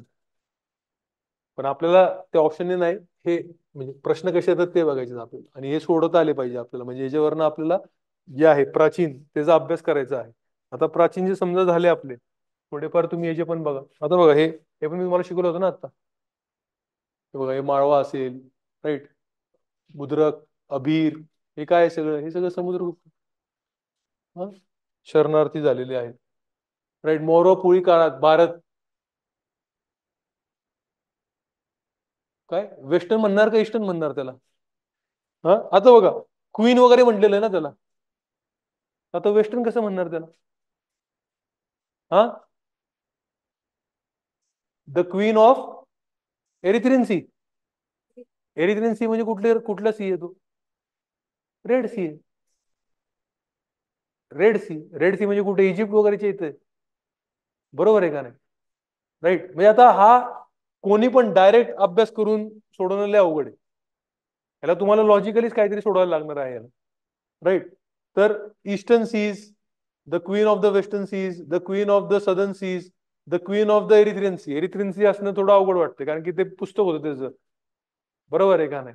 Erythraean C. तर एरिथ्रियन सीचं पुस्तक काय होतं? तिकडनं सगळीकडे ट्रेड करायला यायचे, म्हणून ते एरिथ्रियन सी वरती पुस्तक आहे. येतं तुम्हाला लक्षात? आता हे जे उत्तर माझ्याप्रमाणे तर ईस्टर्न सी असलं पाहिजे. माहित नाही आता आयोगने काय दिलेलं आहे. हा, ईस्टर्न ना. ईस्टर्न असलं पाहिजे, कारण की क्वीन म्हणतात हे जेव्हा, तेव्हा काहीतरी हे इंग्लिश कोणीतरी लिहिणारा असणार आहे.